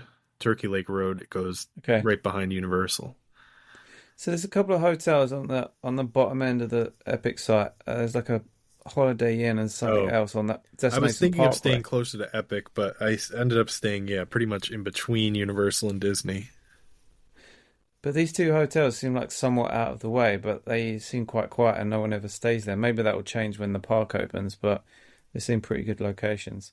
But yeah, no, I just wanted to conclude the trip report. Like the weather was amazing. Again, I found it quite difficult to find food, but then I find getting food quite difficult because of my dietary requirements. However, it's I just like when I was back there, I felt like I was home, and German people are amazing. Like the park is so well run, the operations are crazy, like they're so good. Like you, like I said, we went on 20 rides and attractions, multiple re-rides, in 2 days, and we wasn't even doing like great big long days. Like we was doing like 9 till 5 or 6. I think one day we did till 7. But here's the only weird thing. It's a weird thing that they do is, and I don't know how they do it with like staffing, but they on the app they'll say the park is open until at least 6 p.m. And then you turn up to the park on the day, and then there's a few signs that go up. They don't even necessarily go up at the start of the day. Um, they'll go up at some point. The park closes at 7 tonight, and you kind of don't. You know that you've got a minimum time, 6 o'clock, but you might get an extra hour, or it might be 7:30, it might even be 8. And apparently they judge it on like the visitor numbers for that day or whatever. So we went Oh, yeah. in the few days just before a kind of holiday weekend and before they had their balloon festival. But yeah, even which you can kind of consider, end of April, like post Easter, before school holidays, you'd expect maybe that they wouldn't do the long hours, but they were still going 9 till 7 every day, which doesn't sound, we just complain about Epic initially closing at 9 o'clock. But yeah, when it's that, when it's low attended like that, it's not like you can keep everything running all the time. You No, said and you really they don't. have so many rides, like you need to have so No, many attendants. yeah, there's that, and the fact that actually, like we got there at 9, we did quite a few bits, and then you'd get the 11 o'clock bump, where people would start turning up, the families would start turning up late. So we were getting a lot done pretty much by like 3 o'clock, and then Yeah. it got to the point where your feet are just like, you listen to your feet and go, right, like you just said, how many 100,000 steps or whatever you did, your feet are going, right, yeah, I'm probably good for another hour or two. And then that's what it was like for me. Like my feet were just like, I've got problems with my heels, and I was just I like, get to that point and I just keep going, and I'm like, yeah, I'll probably get injured. but what I'll say, and this, I know this is true of Disney parks, and there's things that you can go sit down, but generally you kind of your chill rides, you still have to stand and queue for. In this park, there's a monorail, there's a train, there's multiple like slow moving boat rides, there's a mini monorail. There's like so many things that you can just hop on Yeah, and just chill, like, and just see the park from a different perspective that's and what just every chill. park needs. Damn it. Yeah, you just need like multiple, like, and like the monorail probably served the hotel guests more than it actually was an experience, but it still took you around the park, you know? And then the train was pretty cute. We went on that. We went pretty much all the way around. And yeah, hats off to their parade. The parade was pretty good. Like John's from that background, he appreciated it. I appreciated it. I'm not a big parade fan, but yeah, just like I cannot recommend this park enough, and I'm so glad that I got an AP. So I've had like 2 visits out of it. Definitely. I may even go back before it runs out in September, and I would certainly probably renew it if I can afford to come September, because it's just such good value for money. Yeah. So Sounds yeah, good. that's my trip report. So yeah, Perfect. And sorry this podcast is over 2 hours, but them's the bricks. We had to well, record this in 2 parts because we had to cover a lot of shit. well, can't complain that we don't do enough for people. They've got plenty to listen to. Space it out. You got a week's worth of listening here, guys. Yeah, there you go. And it's not even close to as long as Tim Grassie's trip reports, so I don't want to hear it. Anyway, that's going to do it. You can find us on Twitter, I guess, at eTicket Report. You can find us on YouTube. Watch the video version. eTicket Report on there. Chris Wakefield can be found Wakefield Report. I'm not sure what he's up to. I don't know if he has any trips coming up. Probably does, but He'll be on another cruise. yeah. He'll be on the Odyssey. He'll be in the last episode of Doctor Odyssey. And Tommy, where can we find you?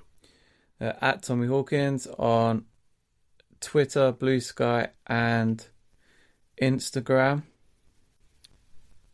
Yeah. Yes, I have to think about that. Yes, all of those. And we should also plug the e-ticket report Instagram. I made it. I don't know if I'll give Tommy the login. He can start running that e-ticket report on Instagram.